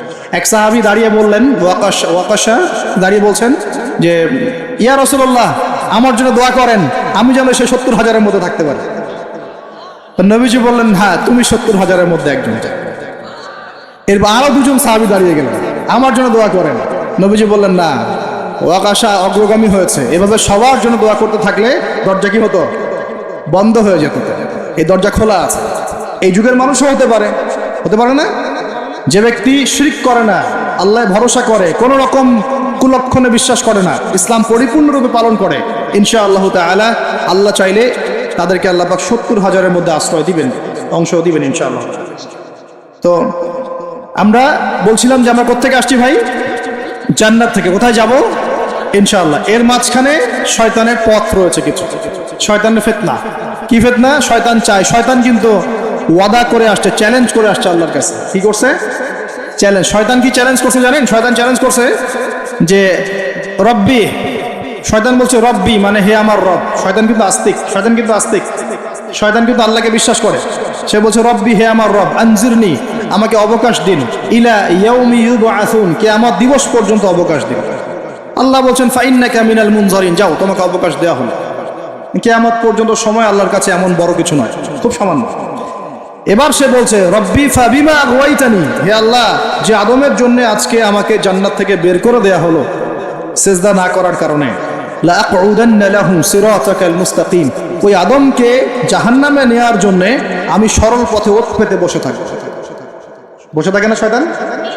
সুম্মা লাআতিয়ান্না মিন বাইনি আইদিহিম, খুব ভালো করে জায়গাটা বোঝেন প্রিয় ভাই। শয়তান চ্যালেঞ্জ করে বলছে সুম্মা, এরপরে আমি আসব আদম সন্তানের সামন থেকে। কোত্থেকে? এই সামন থেকে মানে অর্থ হচ্ছে দুনিয়া, মানে আপনাকে দুনিয়ার সমস্ত ফিতনা এসে প্রলুব্ধ করে রাখবে। কারণ দুনিয়া চোখের সামনে দেখা যায় না, দেখা যায় দুনিয়ার অভাবের ধোঁকা দিবে, বেকারত্বের ধোঁকা দিবে, হতাশা, এইটা সেইটা, স্বামী স্ত্রীর ফিতনা, পরিবারের ফিতনা, সামাজিক ফিতনা, আপনাকে দুনিয়ার এই ফিতনা এসে ব্যস্ত রাখবে, রাখে না? এটা হচ্ছে সামন থেকে আসে। ওয়ামিন খালফিহিম, পিছন থেকে আসবে। পিছন থেকে মানে আপনাকে পরকাল সম্পর্কে হতাশ করে দিবে এবং পরকাল সম্পর্কে আপনাকে কুধারণা সৃষ্টি করবে এবং পরকাল সম্পর্কে আপনার মধ্যে একটা গাফেলতি সৃষ্টি করে দিবে যে পরকাল না, পরে দেখা যাবে। হ্যাঁ, পিছনে কি আছে? পরকাল না? পিছনটা পরকাল। তো পরকাল আসবে যখন, তখন দেখা যাবে। হ্যাঁ, বৃদ্ধ হলে তখন তওবা করে নিব, এখনো কি তাড়াহুড়ার কি আছে, পরে দেখা যাবে শেষ বয়সে। এরকম করে আপনাকে ভুলিয়ে ভালিয়ে রাখবে পিছন থেকে। আবার হতাশ করে দিবে, আমার পরকালে আমার জান্নাত হবে না, আমি তো এত আমল করতে পারি নাই, হ্যাঁ আমার কি হবে, আমার আত্মহত্যা ছাড়া কোনো পথ নাই। এভাবে হতাশ করে ফেলবে আপনার পিছন থেকে। সুম্মা লাআতিয়ান্না মিন বাইনি আইদিহিম ওয়া মিন খালফিহিম, সামন থেকে আসবো, পিছন থেকে আসবো, ওয়া আন আইমানিহিম, ডান দিক থেকে আসবো। ডান দিক মানে কি? এটার ব্যাখ্যাও চমৎকার। ডান দিক মানে কি? আমরা বলি না ডান পক্ষ খুব ভালো মনে করি না? ডান পক্ষ ভালো, ডান দিকটা ভালো, শুভ মনে করি তো। ডান দিক হচ্ছে আপনাকে নেক্সট সুরতে সে ধোকায় ফেলবে। ডান দিক মানে কি? নেক্সট সুরতে ধোকায় ফেলবে। মনে করেন ডান দিক মানে ভালো, মানে আপনি নামাজ পড়ছেন কিন্তু নামাজের মধ্যে শিরক ঢুকাই দিবে, মানুষ দেখতেছে ভালো করে নামাজ পড়ে, নামাজ যাকাত দিচ্ছেন, দান সৎকার করছেন, মনের মধ্যে রিয়া ঢুকাই দিবে, ভালো কাজই তো করছে, ঠিক আছে? মানে হ্যাঁ, এটাও ঠিক। ওই যে হালাল প্রেমের দিকে উদ্বুদ্ধ করার চেষ্টা করবে। ডান নেক্সট সুরতে ধোকা, নেক্সট সুরতে। হ্যাঁ, নেক্সট মানে আলেম হয়েছে মানুষ, সবাই একদম বড় বক্তা আলেম সব বলছে, মনের মধ্যে অহংকার, নেক্সট সুরতে ধোকা, ঠিক আছে? বা মনে হচ্ছে যে এক ভাইয়ের গীবত তহমত সমালোচনা করাকে সে দিনের পথে সংগ্রাম মনে করছে, নেক্সট সুরতে ধোকা। হ্যাঁ, এক ভাইয়ের সমালোচনা করা, গীবত করা, তার চরিত্র উদ্ধার করে ফেলা, এটাকে সে মনে করছে যে দিনের জন্যই করছে, ঠিক আছে? নেক্সট সুরতে ধোকা। নেক্সট সুরতে ডান দিক থেকে মানে কি? নেক্সট সুরতে আপনাকে ধোকায় ফেলে দিবে। ফেলছে না? ফেলছে। কিন্তু এটা কিন্তু ডেঞ্জারাস। এটা কাদের জন্য? এটা আবেদ মানুষদের জন্য, যারা আল্লাহকে মানে, রাসূলকে মানে, চেষ্টা করে দিনের পথে চলার জন্য, এদেরকে সে ডান দিক থেকে আসবে। মানে আমাদের ক্ষেত্রে আল্লাহ পাক হেফাজত করুন বলি আমি। আর চতুর্থটা হলো ওয়ান শামাইলিহিম, ওদের বাম দিক থেকে আসবে। এটা কেমন? এটা হচ্ছে ফাসেক জালেম শ্রেণীর মানুষ যারা, তাদের সামনে মদ, জুয়া, জেনা সবকিছু উন্মুক্ত করে দিবে, এগুলোর পিছনে ছোট একটা। তো এইভাবে চতুর্দিক থেকে শয়তান আসবে এবং বলবে, আল্লাহকে বলেছে ওয়ালা তাজিদু আকসারাহুম শাকিরিন, আল্লাহ আপনি বেশিরভাগ আদম সন্তানকেই শুকরগুজার পাবেন না। এটা কি বাস্তব না? এখন বেশিরভাগ মুসলিম নামাজ পড়ে না? পড়ে না? বেশিরভাগ মুসলিম যাকাত দেয় কি দেয় না? রমজান মাস আসছে দেখবেন বেশিরভাগই অনেকেই রোজা রাখবে না, আছে না? রমজান মাসে মানুষ বেপরদায় চলছে না? রোজা রেখেও মানুষ মাপে কম দিবে না? নামাজ পড়েও সুদ খাচ্ছে না? মানে বেশিরভাগ মানুষ কিন্তু সত্যি সত্যি আল্লাহর পথে নাই। এই পৃথিবীতে বেশিরভাগ মানুষ বলছে আল্লাহর সন্তান আছে, নাউজুবিল্লাহ। খ্রিস্টানরা বলছে না আল্লাহর সন্তান আছে?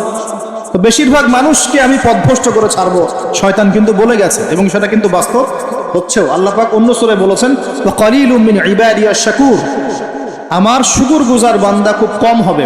কি হবে? কম হবে।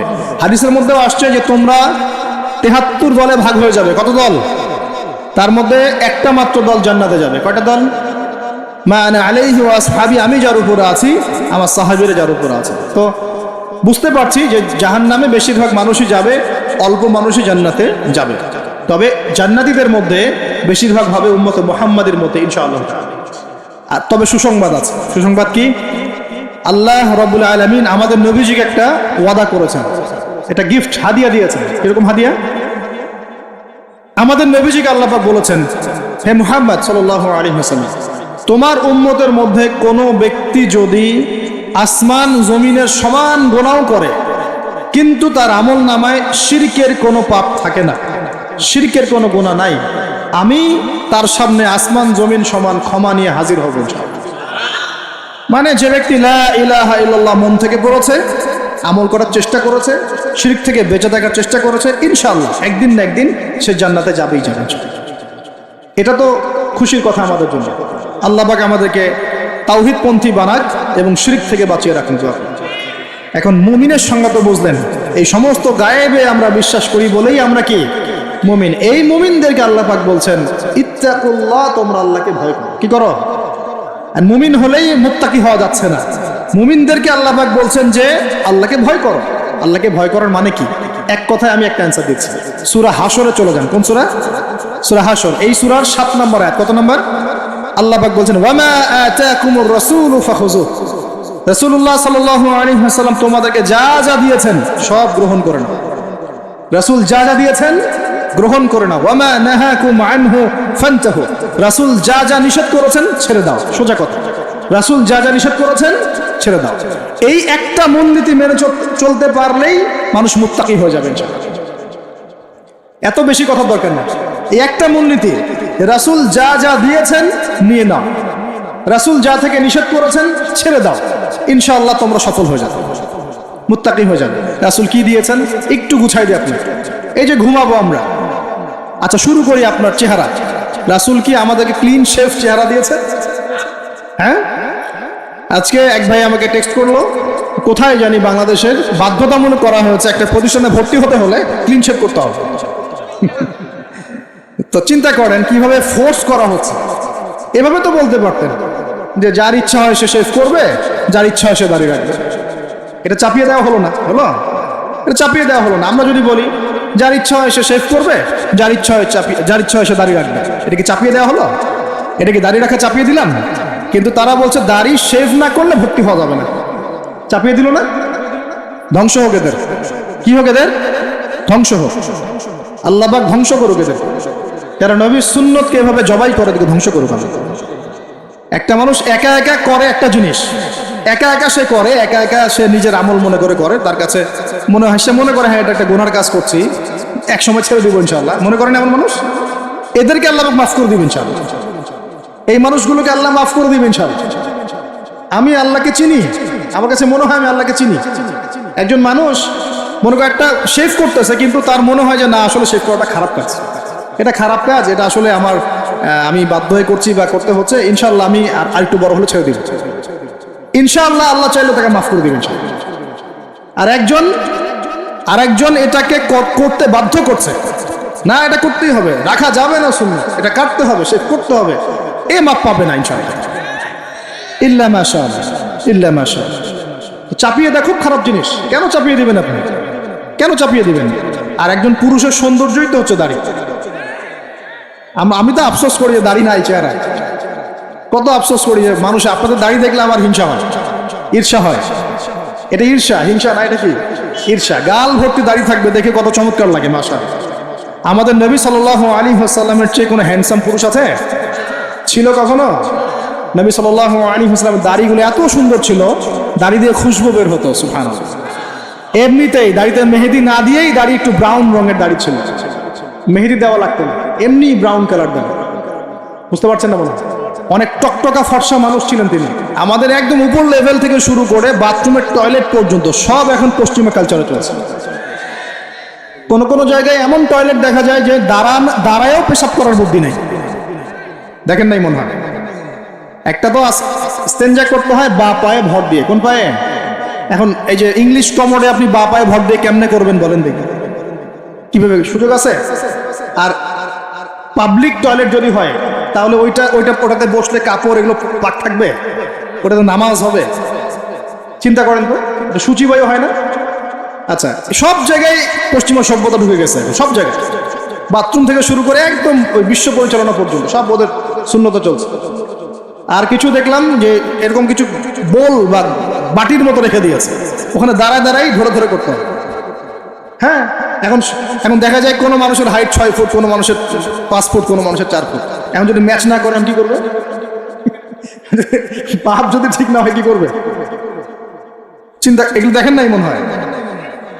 দেখবেন, ঘুরতে থাকেন। আল্লাহ পাক কি বলেছেন? সিরু ফিল আরদ, জমিনে বিচরণ করো, ঘোরো, জমিন ঘুরে দেখো, ফানজুর, দেখো কাইফা কানা আকিবাতুল মুকাদ্দিবিন, আল্লাহর বিধান যারা অস্বীকার করেছে ওদের কি পরিণতি হয়েছে দেখো।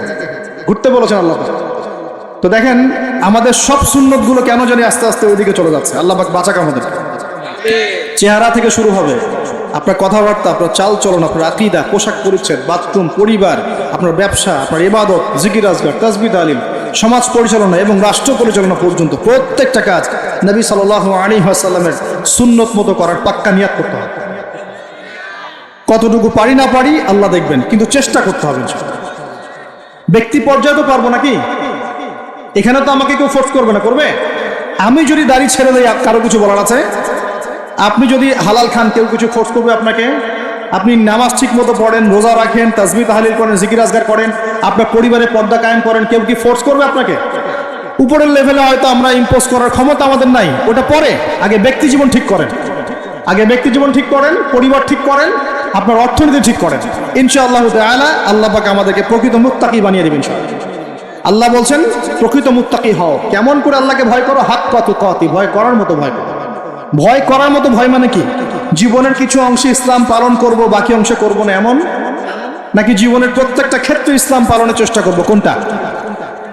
জীবনের প্রতিটা ক্ষেত্রে আল্লাহ পাক আমাদের সবাইকে ইসলাম পালন করার তৌফিক দান করুন। আল্লাহকে ভয় করো, ভয় করার মতো করে ভয় করো। আরেকটা কথা বলেছেন আল্লাহ পাক, ওয়ালা তামুতুন্না ইল্লা ওয়া আনতুম মুসলিমুন, পরিপূর্ণ মুসলিম না হয়ে মৃত্যুবরণ। পরিপূর্ণ মুসলিম কি জিনিস? যে ব্যক্তি বেপর্দায় চলে, এক মহিলা, আবার মাশাআল্লাহ নামাজও পড়ে, পরিপূর্ণ মুসলিম হলো কি? একজন ব্যক্তি 5 ওয়াক্ত নামাজি মাশাআল্লাহ, কিন্তু টেবিলের নিচ দিয়ে ঘুষ নিচ্ছে, পরিপূর্ণ মুসলিম হলো? একজন ভাই রোজাদার মাশাআল্লাহ, রোজা রেখেছেন, কিন্তু রোজা রেখে ব্যবসা করছেন, মাপে কম দিচ্ছেন, পরিপূর্ণ মুসলিম হলো? একজন যুবক আল্লাহর জন্য কাজ করছে মাশাআল্লাহ, আবার এদিকে হারাম সম্পর্কে লিপ্ত, পরিপূর্ণ মুসলিম হলো কি? পরিপূর্ণ মুসলিমের সংজ্ঞা বোঝানোর জন্য কোনো ব্যাখ্যার প্রয়োজন নেই। পরিপূর্ণ মুসলিম মানে উদখুলু ফিস সিলমি কাফা, তোমরা ইসলামের হুকুম আহকামকে পরিপূর্ণরূপে গ্রহণ করো, ইসলামে পরিপূর্ণরূপে প্রবেশ করো, বাস। এখন একসাথে কি সব আমল করা যায়? যায় না, কিন্তু চেষ্টা তো করা যায় নাকি? আমরা শুরু করি, আমরা চেষ্টা করি, ব্যক্তি পর্যায় থেকে শুরু করি, পরিবারটা ঠিক করার চেষ্টা করি, হালাল খাওয়ার চেষ্টা করি, ইবাদত বাড়িয়ে দেই, দিনের জ্ঞান অর্জন করি, ওলামায়ে কেরামের সোহবতে থাকি, আল্লাহর জিকির বাড়িয়ে দেই। ইনশাআল্লাহ তাআলা আল্লাহ পাক অনেক বড় জায়গায় নিয়ে যাবে ইনশাআল্লাহ। আল্লাহ পাক আমাদের সবাইকে এই আয়াতটা বোঝার তৌফিক দান করুন। বলি আর আমাদের সবাইকে আল্লাহ পাক পরিপূর্ণ মুমিন হওয়ার তৌফিক দান করুন, ইমানের 6 পিলারের উপর বিশ্বাস করার তৌফিক দান করুন, এটাকে মুখে স্বীকার করার তৌফিক দান করুন, কাজেও বাস্তবায়ন করার তৌফিক দান করুন। আল্লাহ পাক আমাদেরকে পরিপূর্ণ মুত্তাকি বানিয়ে দেন, আল্লাহকে ভয় করার মতো করার তৌফিক দান করেন, এবং পরিপূর্ণ মুসলিম হওয়ার তৌফিক আল্লাহ পাক দান করেন। তাহলে 2টা এক্সাম্পল দিয়ে আমি শেষ করব। পরিপূর্ণ মুসলিমের এক্সাম্পল আল্লাহ পাক দিয়েছেন ইব্রাহিম আলাইহিস সালামের মতো। কোথায়? ইব্রাহিম আলাইহিস সালামের স্ত্রীকে এবং সন্তানকে আল্লাহ পাক বলছেন রেখে আসো ওই মক্কার জনমানব শূন্য জায়গায়। ওই মক্কায় কোনো মানুষ ছিল, কোনো খাবার, কোনো পানি? ইব্রাহিম আলাইহিস সালাম কি বলেছিলেন আল্লাহ আমি কেন তাকে এখানে রেখে আসবো? কি যুক্তি এর পিছনে, কি লজিক, কি সায়েন্স? বলেছিলেন নাকি আল্লাহ পাক বলেছেন বাস আমল করেছেন? সামি'না ওয়া আতা'না, শুনলাম মানলাম, শুনলাম মানলাম, শুনলাম মানলাম, এর নাম ইসলাম। কোনো প্রশ্ন করা যাবে না। প্রত্যেকটা প্রশ্নের উত্তর আছে ঠিকই, প্রতিটা প্রশ্নের উত্তর ঠিকই আছে, কিন্তু সব উত্তর বোঝার জ্ঞান আল্লাহ পাক আমাকে দেন। নামাজ যে আল্লাহ পাক পড়তে বলেছেন, নামাজ পড়লে আমরা পরকালে জান্নাতে যাব ইনশাআল্লাহ, ইনশাআল্লাহ নামাজ পড়ার মধ্য দিয়ে আমাদের সমাজের ঐক্য হবে, ইত্যাদি অনেক ব্যাপার আছে। আপনার ফিজিক্যালও অনেক উপকার আছে, নামাজ পড়লে শারীরিক অনেক উপকারও আছে, কিন্তু সব কিছু তো আর ব্যাখ্যা করার প্রয়োজন নাই। আল্লাহ বলেছেন করো, নিশ্চয়ই এর মধ্যে কল্যাণ আছে, ব্যাস। আল্লাহ বলেছেন জাকাত দাও, জাকাত দিতে আল্লাহ বলেছেন দিতে হবে। এটা কেন দিব? আল্লাহ কি অন্যকে খাওয়াতে পারেন না? আমাকে খাওয়াতে হবে কিনা? এত যুক্তি তর্কের দরকার নাই। আল্লাহ পাক জাকাত দিতে বলেছেন, নিঃসন্দেহে এর পিছনে অর্থনৈতিক সমৃদ্ধি আছে। আল্লাহ বলেছেন রমজান মাসে রোজা রাখো, এটা এটা এটা রাখলে আধ্যাত্মিক অর্জন হবে, তাকওয়া অর্জন হবে। আমরা রমজান মাসে তারাবি পড়ি, ইবাদতের মৌসুম, কোরআন খতম দেই, আমরা জিকির করি, অন্যকে ইফতার করাই, জাকাত দেই, সদকাতুল ফিতর দেই, কত ইবাদত করি রমজান মাসে। আল্লাহ পাক করতে বলেছেন, এর পিছনে আরো অনেক কল্যাণ আছে, হয়তো আমরা জানি না। আমার শরীরে হয়তো এমন অনেক সমস্যা হতো যেটা রমজান মাসে রোজা রাখার ফলে শরীর ঠিক হয়ে গেছে, হবে না? অজু করি, আমরা অজু করি পবিত্রতা অর্জন করার জন্য, নামাজের জন্য, কিন্তু এই অজু করার বদৌলতে অনেক ভাইরাস ব্যাকটেরিয়া থেকে আল্লাহ আমাদেরকে বাঁচান না? সব কিছুর পিছনে কোনো না কোনো কারণ আছে, সব কারণ হয়তো আমার জানা নাই। এই জন্য আল্লাহ পাক বলেছেন সামি'না আতা'না, এর নাম মুসলিম। শুনলাম মানলাম, এর নাম মুসলিম। সব এত প্রশ্ন করা যাবে না, ওইটা কেন, এইটা কেন, পর্দা কেন, এই যুগে পর্দা কেন, ইসলামের চোরের হাত কাটার বিধান কেন? কেন হাত কাটার বিধান? এই এলাকায় যদি একটা চোরকে সবার সামনে হাত কেটে দেয় কেউ, এলাকায় চুরি বাড়বে না কমবে? কি মনে হয় আপনাদের?